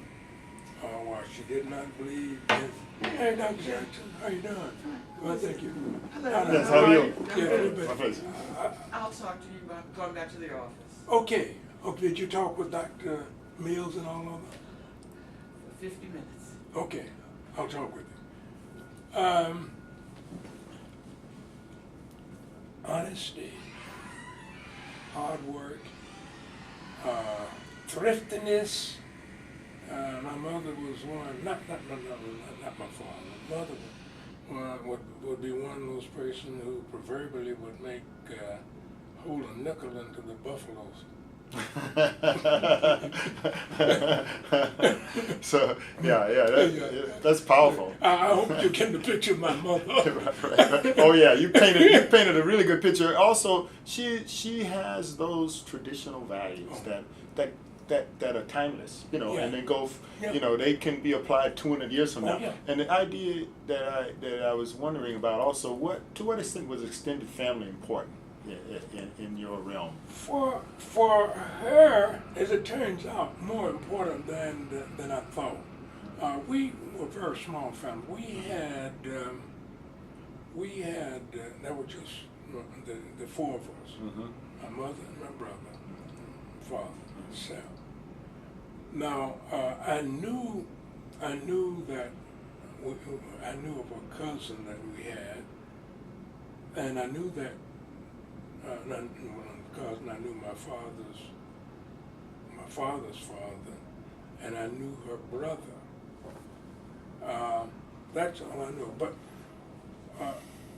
so that was about it for me. But for her, it turned out it was much more than that, because when I left, as I said, I left Birmingham when I was 16. My mother's cousin, older woman, came to us, to the house, and lived, and my mother took care of her until she died, and my mother buried her. My grandfather came to the house, and when he became infirm, she took care of him, and she buried him. Right. Now, I didn't see this because I was right, in Japan. Right, at that time. Yeah. But look, for my mother, family was everything. Mm-hmm. And she was the same way about the children. My children. Right. And my wife, I mean, for her, family Was key. was everything. And I remember Right, my right. son, when he was 15 or 16, when he got a car, and he couldn't get any money from us, we're getting that car, drive over to Birmingham, and he knew that he could, Depend on that. He could depend on grandmother. Right.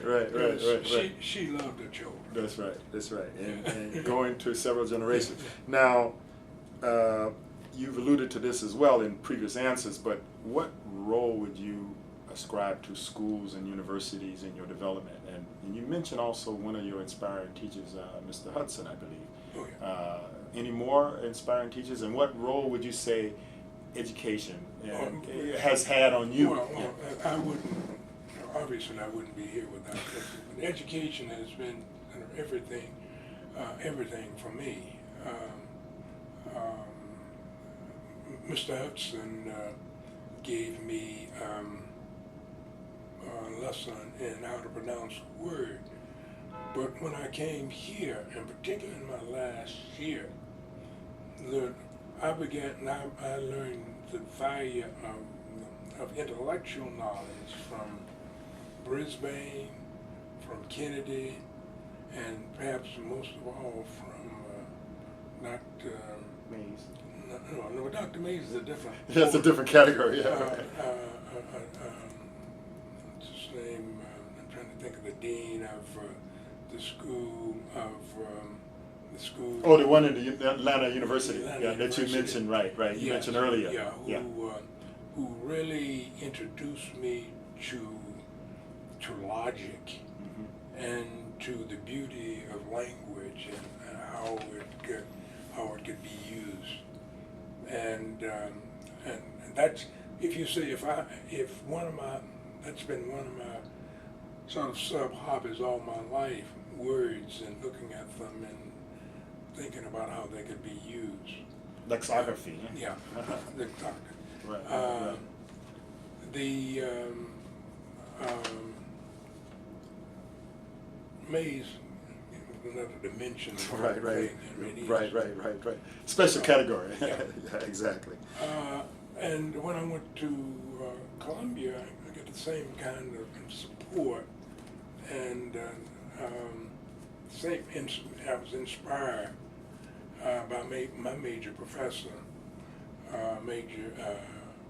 Professor Wallace Sayre, and I learned from him. You can get a sense of what an intellectual on the national and international stage was, and being at Columbia. Right. That's right. International University. Yeah. So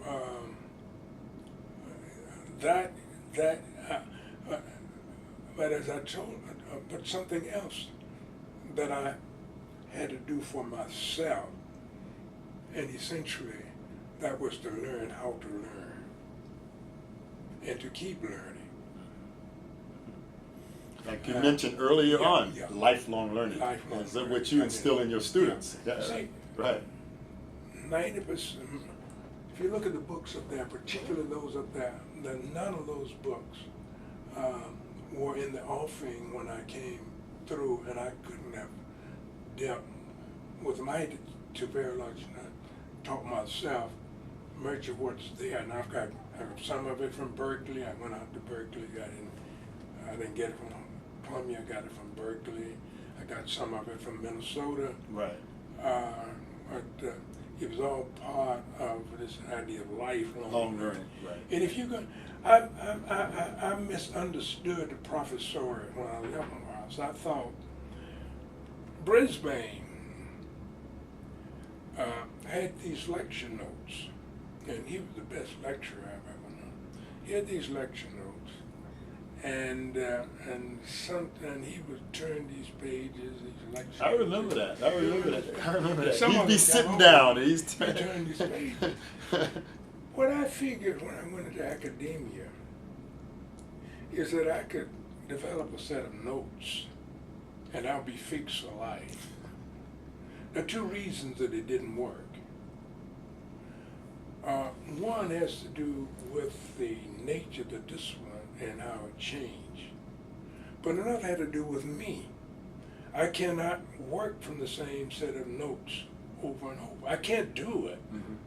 Now, I might have published more if I had been able, if I had been more disciplined and did that. But to a very large extent, I construct new notes. Right. So it turned On a regular basis. It turned out to be quite different from what I thought it was. Right. And I thought, well, man, you have it made. It's man. dynamic. It's dynamic, not static, right? Yeah, you put these notes down, and you got 30 years, and you just You're good to go. It didn't work that way. Right. And you're probably pleasantly surprised that it didn't, Yeah, right? Because right. it's been a lot more fun adding all those books to your shelf, right? Right? So what would you say is the worst crisis you've had to deal with, and what did you learn in that crisis that could help others in solving a crisis? It's very hard for me to think of having, I've been blessed.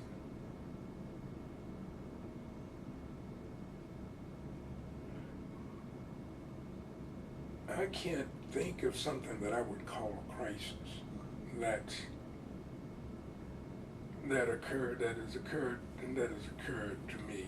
That's why I've been fortunate. I guess the first thing that I guess I did, my father died very early on me. I mean That's what I was going to ask you. That must have precipitated some sense of crisis. I was too young to deal with that. It didn't affect me that much, and that was my mother always there. Correct. And then for solid support. Yeah. And then eventually my mother died, but it happened over the years, and and I just was so thankful that my mother was with me for so many years. Right. Mother was 90.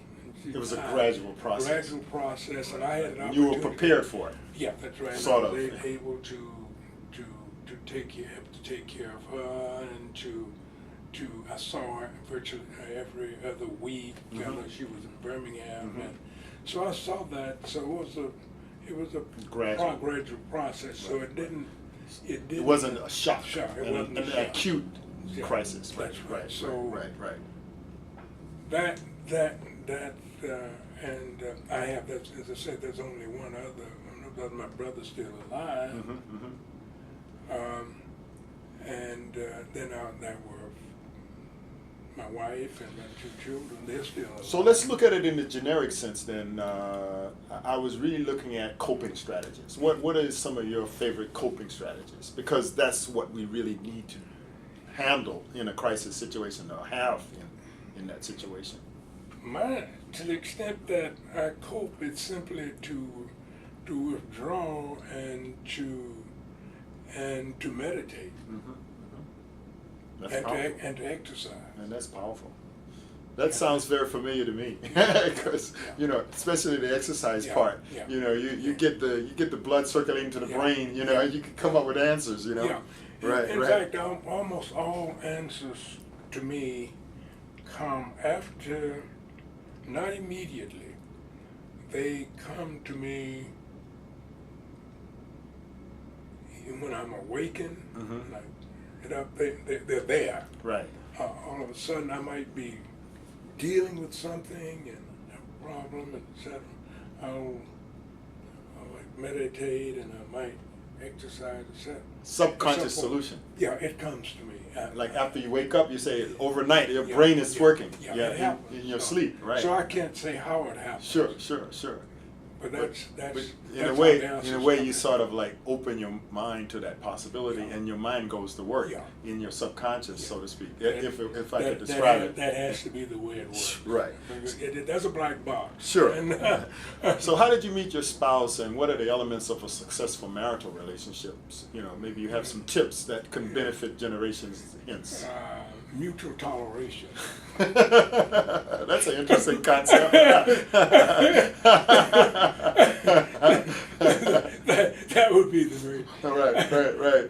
I met my wife through one of my best friends in Morehouse, a lifelong friend, introduced me to my wife. He told this lady I want you to meet, and he kept bugging me about meeting this lady. And I eventually met her, and we hit it off, and Hey, the rest is history. the rest is history. What did he say? 50 years, 2 children, and 2 grandchildren later. So beyond mutual tolerance, anything else? I mean, it's essentially the ability. Well, tolerance is the ability to. I'm more tolerant than she is, but the ability to see things that your spouse might be doing, not huge things.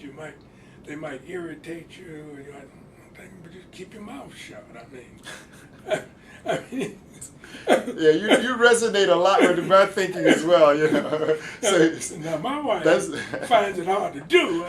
She's oh, they're not going to do it at all, It's for us to keep our mouths shut. Right. Yeah. That's the best solution to a bunch of things. You're absolutely right.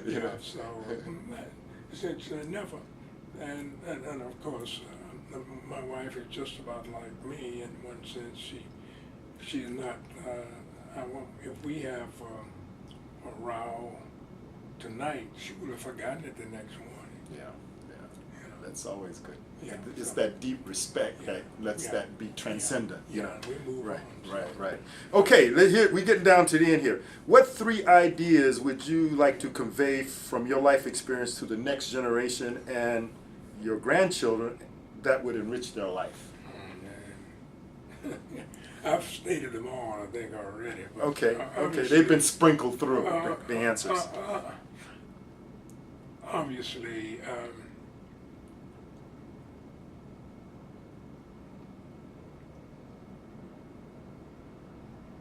you need to develop, and I don't know whether you develop these or whether or not they become a part of you as your education and you meet people, but you develop some kind of philosophical system by which you make judgments about the world and those things that you're going to stand for and those things you aren't going to stand for, and the point at which you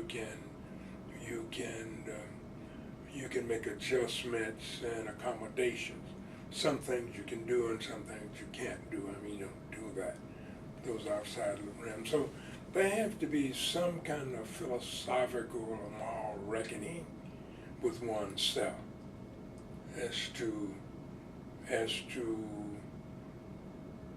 what the limits are on one's life, what things one is going to tolerate and what things one is not going to tolerate, what is acceptable to one, what is not acceptable. I think that within those limits, then things follow. The other thing, the things that have just come to me from my mother and everything, just hard work, honesty,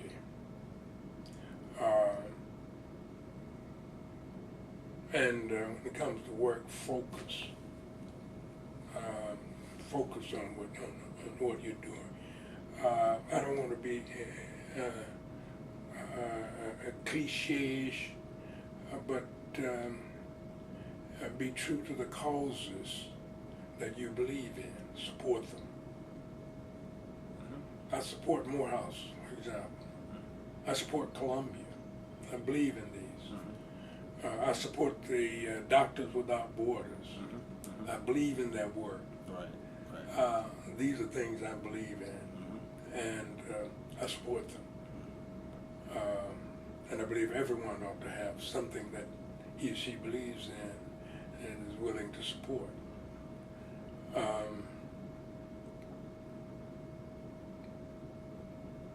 Beyond that, I don't have any other anything else that I think that of any consequences that I would ought to try to pass on to anyone. What are your Obviously, the environment is a big problem. Now, I know about the environment intellectually, and I'm aware of it, and I believe that, first of all, I tend to be empirically and scientifically based and oriented, so the scientists tell me that we're having great problems with global warming and things of that sort. I believe it's a big problem, and that the problem become cumulative, and if we don't do something about it, it's going to be, in the long term, it's going to be disastrous. That's not an immediate thing that I think about every day, but I'm aware intellectually of it. I know it's one of those big things out there that's going to affect my grandchildren Down the road. and others down the road. Right. That's a thing that I consider. Another concern is macro too, and it has to do with the American, with the economy, and particularly it has to do with where the jobs are going to come from,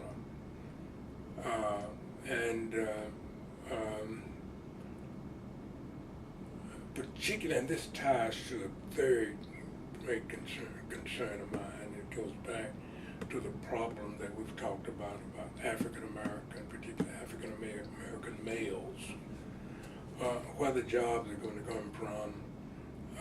That's going to make it possible for them to live a reasonably decent material life, and I worry about that.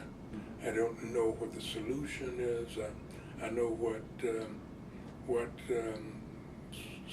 what the economists are saying. But those problems are so large, and in many cases they're so interconnected, and in many cases they involve a kind of cooperation, particularly in the United States, that I don't see easily coming. And then that gives me, I'll give you two other things that I'm concerned about. I'm concerned about the degree of polarization in the American political system, economic system, which makes it almost impossible to get anything done these days. And that bears on the economy, and that bears on many other kinds of things. There's been a great loss of trust in government and trust in public life, for that matter.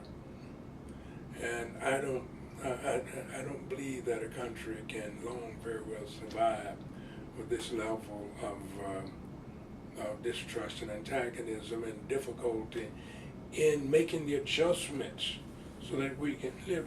Politics fundamentally is about how to resolve basic differences and conflicts so we can live together.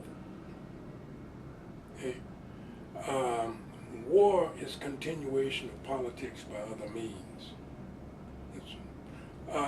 When you reach the point that you cannot, the genius of democracy should be the ability of people with different, within some limits, different orientations or ways of looking at the world, to work together, to make adjustments, to give and take, so that they can get things done. Getting things done could be like getting health care, looking at the economy, doing what's necessary. Financial reform. Do financial reform, doing the energy reform. Long-term. Long-term. Well, the real planning. The real problems are long-term. Right, exactly. Even the budget crisis. I mean, we could move along as we are for some time, 20, 30 years.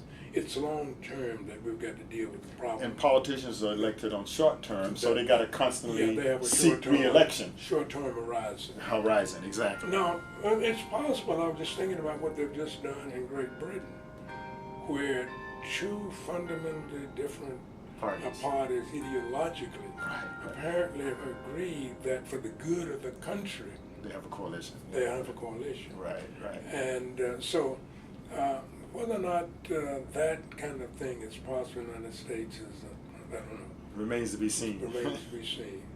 And then finally, at the bottom, I worry every day about our black youth. Every day I worry about them. I wonder where we're going. I wonder what we can do about their education, about their job prospects, about their welfare over the long term. These are some of the things that I think about. Right. What would you like to be remembered most for by future generations in your family? You as a person. Well, that I was a person who, to the best of his ability, always tried to do what I thought was right, and that was in the interest of my family, and in the interest of the people with whom I worked, and the institutions that I supported. Sounds great. Describe your favorite 5 books of literature or nonfiction, or maybe more than 5. I mean, you've got quite a library here. None of these are nonfiction. Right. I'm going to tell you about my nonfiction. It's right. My nonfiction is very. I'm a mystery reader. Okay. And one of the things that I cut in my teeth, I learned to read, sneaking away. I learned to read initially by reading comic books.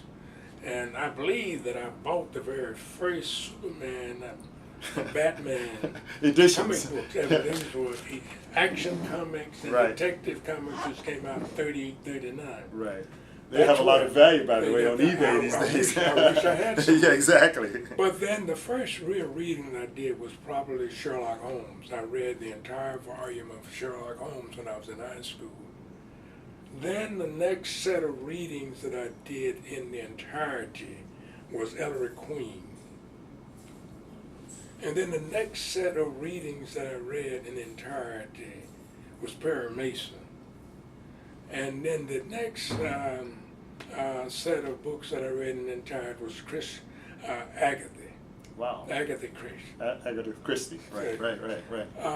Those are the books of no consequence for Western civilization. But those are the books. Those are the books that I read. I dabble in and I read when I'm referred to parts of Shakespeare. I go back to parts of Shakespeare. When something comes up I need to know, I go and look at. I go back and I look at parts of the Bible. Mm-hmm. When I want to look at something, it's almost always something that's pragmatic, that leads me back to literature. In other words, other than the kind of fiction that I talk about, I don't just sit down and read Crime and Punishment. Right. Something but that has some link to. Yeah, but if something comes up, and there is a question about existentialism or that kind of thing, and I'll go back to it and I'll look at it. Sure. So I tend to be I tend to be utilitarian in that sense, to be pragmatically oriented and Goal oriented in your reading. Right. And even more as I've grown older, because I realize that there's so much to read, so much to know, and I can't know it all. And there's a limited time, Yeah. and you have to sort of focus Yeah, on something that would be more impactful. Yeah, That's right. Right. To what you are all about. Yeah, exactly. So that's, but I've always gotten great pleasure out of reading, particularly reading solitarily, going away, reading the kinds of things that we talk about. They don't show up as great books of the Western world. What about some of your professional books? What would you put on that list? My professional books are on your reading list, right? The first one is a book by one of my professors at Columbia. It's called The Governmental Process by David Truman. There's a book that got me interested in the interrelationship between economics and politics. I read back in grad school by Dahl and Lindblom. It's called Politics, Economics, and Welfare. I like David Easton's book on the political system, which looks at the interrelationship of politics and society.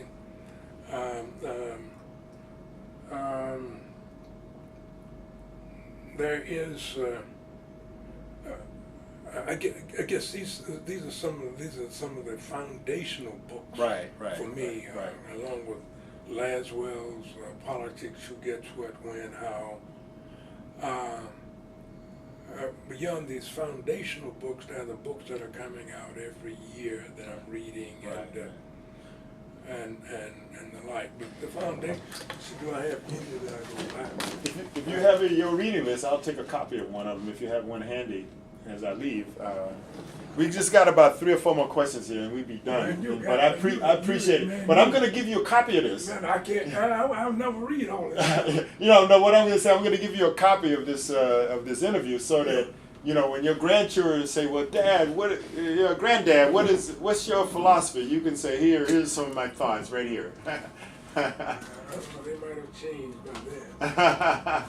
Let's see if I can find something here. I'm looking for my.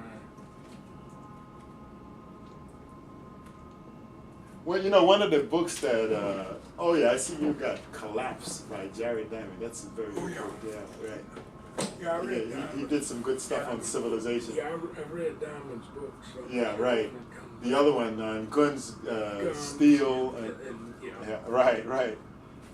The other one, I was thinking of one book that I thought I got the impression that Brisbane really liked was The Decline of the West. Oh, yeah. By No, Oswald Spengler.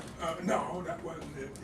It was the Brisbane's book was what was it? It was one of those. It was one of those. It was in the Decline of the West. It was what he used Richard Tony's book on religion and the rise of capitalism. I've written something on Brisbane about that. This piece. It is to come to me. He used it all of the time. Don't worry about it. We'll get it. We'll get to it. No, but that's a very important one. Important one. Because Okay. He used it, and but it is like Spengler, but it's not Spengler's book. Oh, okay. Okay. Let me see if I find something. Oh, there's something. So while you're looking at that, what is your definition of happiness? I don't know what happiness is. You don't know what it is? No, I don't think in terms of happiness. Okay. Okay. But I do think in terms of a sense of satisfaction with how things are going in terms of my life and with the work that I'm doing Right. and with the sense of well-being. I think more of it, I guess, in terms of sense of well-being that might grow out of the interrelationship of a number of things, including a sense of physical vigor, mental agility, and for me, something that has been hard to define, but some sense, I guess, of spiritualism. That's a harder one for me. Right.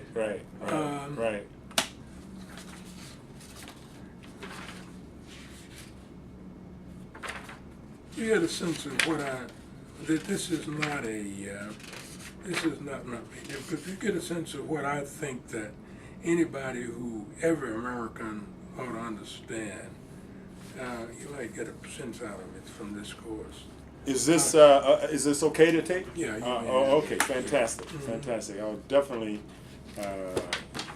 go out and search for these sources here. I'm always moved by books that are recommended. If I would, let me see this. I would Sure. recommend something to you.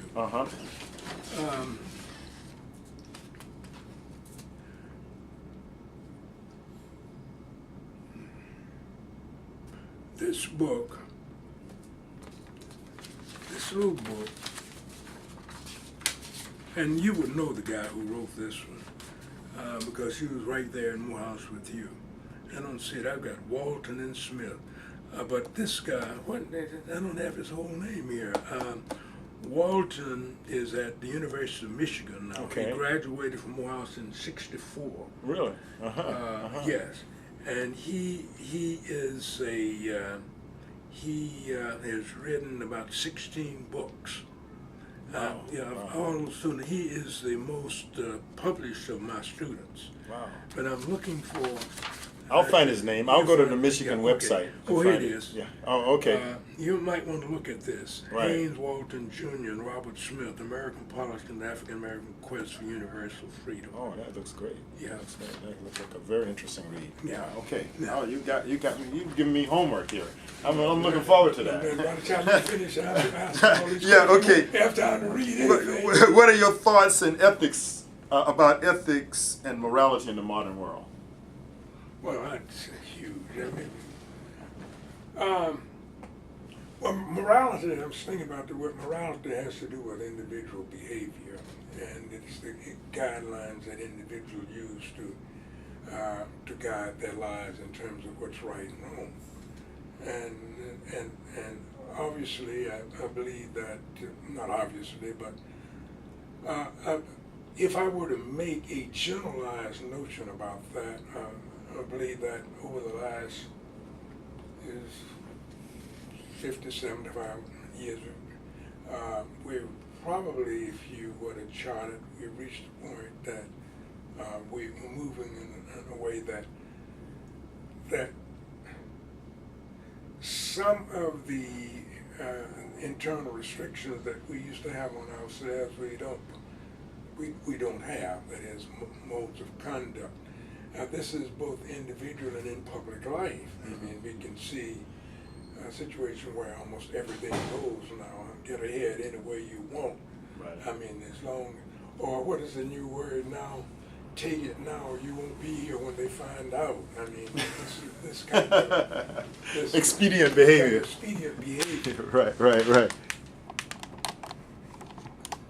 This kind of expedient behavior is it seems to me all too prevalent. Right. Today. And I think we see it in finance, we see it in government, we see it in other phases of public life. Mm-hmm. So morality certainly, I don't mean to be Victorian in the sense of morality and limitations of what people do, but the idea that virtually anything goes so long as I can get away with it, Right. is immoral, and I don't approve it, and that's too much of it.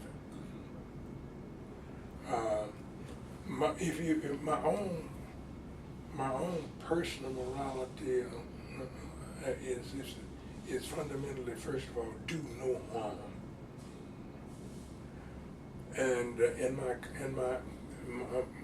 I work my morality out in my classroom fundamentally by saying that if any mistake occurs here, and if there is any mistake or any failure that can possibly be attributed to me, then I take the blame for it. It's my responsibility. And I'm pretty tough on students, but I also want to be tough on myself in the sense that if an assignment has not been articulated as clearly, etc., or if the mistakes you can mistakenly be made from what I said, then it becomes my responsibility. I rectify it, and that's my sense of narrow morality. Sure. Ethics in a broader sense then has to do with principles of human behavior. And of course what people do is what we try to do is provide those along the lines of professions and philosophers try to work these things out. Right. And I guess when I pull mine out of that, I'm somewhere between a Kantian and a utilitarian and a Aristotelian. In terms of philosophical principles, I do believe to a very large extent in Aristotle's golden means. I believe in Kant's categorical imperative. But I'm also utilitarian because I talk about perhaps more pragmatist than utilitarian. Now, these are basic philosophical, ethical principles that thinkers have worked out over the years, and I'm trying to articulate sort of where I fall into selecting these. Certainly, I'm not a cynic, which is a set of principles, and I'm not a Machiavellian, which is another set of philosophical principles. I have long since moved away from something that I used to be a mantra here at Morehouse. I heard E. Jones and others talk about it, but I found it to be profoundly untrue, and which comes out of Plato, of Socrates, and that's to know the good is to do it. I don't believe that anymore. There is a huge difference between what one believes and what one does, frequently. So, ethically, then I think that to some, I'm guided by those 3 ethical systems that I talked about Earlier. Aristotle's Goldman means Kant's categorical imperative, and perhaps pragmatism, utilitarian. That's me. All right. How has spirituality affected your life? I have struggled with it. I've struggled to find out and talk with people to determine what exactly it is. Spirituality has to do with something called an inner voice, and I get that from time to time. I am moved by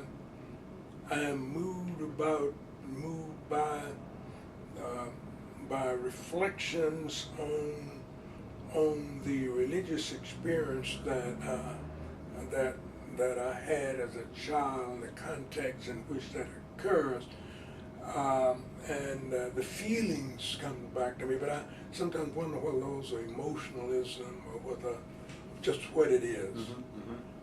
So I struggle with the problem of the spiritual, trying to differentiate it between simply the pure cognitive and something that's transcendent that moves me beyond those either simply unconscious or the conscious cognitive principles that I'm working with. I struggle with it, and I guess to some extent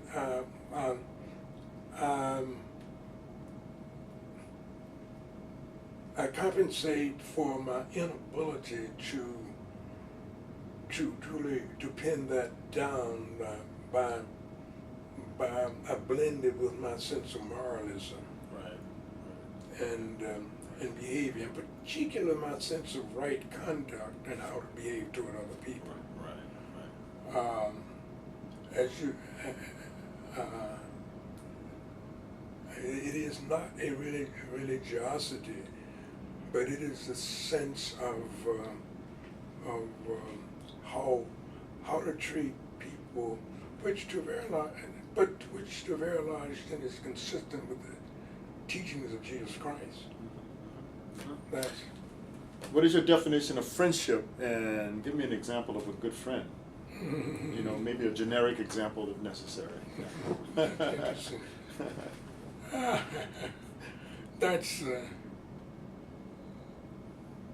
That's hard for me. It's a friendship. This is the last of 3 questions, by the way. Man, you floored me on this one. I've always thought of friendship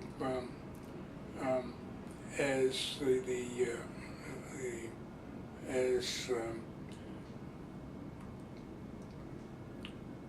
the relationships that I have with people whom I like to be with and to be a part of. Now, let me tell you, I can't go into the more profound part of that because my life has been such that I think friendship would require one to reach out and to provide support for and to be supported by a person you call your friend in times of great need, under any sort of circumstance. And I've just been fortunate enough that I haven't had the need for that. Right. So for friendship with me, then when I think of friendship, it's over at the level of camaraderie and whether or not what I get out of and I think I give in a relationship. The social aspects. Social. The people whom I've gotten the deepest in terms of friendship who've given me something have been my teachers. Right. That's right. I mean, the Mazes Sure. and the Brisbane. Sure. There was a learning factor Yeah, in that relationship. Right. And And I'm sure they learned from you. Well, I'm not sure that I knew anything at the time. Right. But you don't see that's the point you say. Like you don't sometimes realize, what people pick up from you, Okay, Exactly. Well, good luck on that one. Good luck on that one. What are your favorite health tips and secrets to good health? Obviously, as an 80-year-old active professor with a rigorous, grueling schedule, you've got some tips. Yeah, they're not the tips. They're all the health magazines. Well, you got personal ones, Get though. up in the morning. To me, exercise, I have to do it in the morning. You can What do kind of it exercise you do? I do aerobics, I bring a bike, I do weightlifting, I do push-ups, I do sit-ups. Wow. That's pretty good, man. You tell your students this, they need to hear this too. You ought to see the They stuff see you. you ought to see the stuff they write about me. They write terrible stuff about, like, doing F with Tobe. He gets up at 5:30 in the morning. Right. He might, don't cross him. Right. No, actually, I'm just a pussycat. Yeah. But you get up. For example, I am proud of that. I do 90 push-ups now. Wow. So, I'm listening very carefully here. So what about your diet? You talked about that earlier. What do you like to eat? No, I'm very stringent diet now. Well, I enjoy food, but I've gotten rid of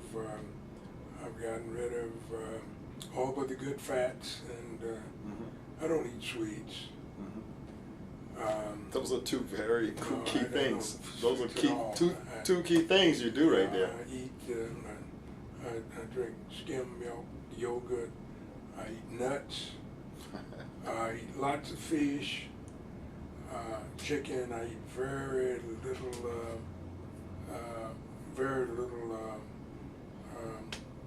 What do you call it? Meat. Red meat. Red meat. Yeah, right. In fact, I reached a point I don't particularly like it very much. Right. I can occasionally, maybe once, two times a year, I might have a taste maybe for some lamb, but I don't eat very much red meat. Right. It's like a condiment. Yeah. Right. Sure. And you maintain your weight. That from my observation, and that's a key part of. Yeah, you maintain your weight. Right. That's about it. And then being active socially, you've got a network, a social network that's very, very powerful. Yeah. Oh, you have to. Being in a university environment, this is a unique kind of community. Yeah. You're constantly communicating. Absolutely. Yeah. So that has a lot of positives. Okay, last question. What is your definition of success? A success, it seems to me, is when you have been able to reasonably achieve most of significant, deliberately leaving this vague, significant number of the goals that you sort of set for yourself in life. Whether or not I continuously achieve my physical goals, so I think I'm very successful at that.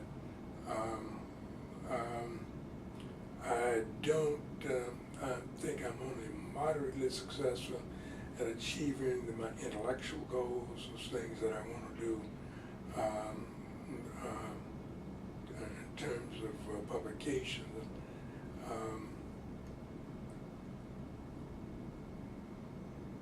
I'm having I work at Morehouse, and you don't earn a lot of money, but I'm not I don't spend a lot of money, so I'm reasonably successful at maintaining a viable standard of living. I think I'm successful. One of the things that's important to me is to be able to interrelate with people and to work with them. I get a great deal of satisfaction out of it. I think I'm pretty successful at that.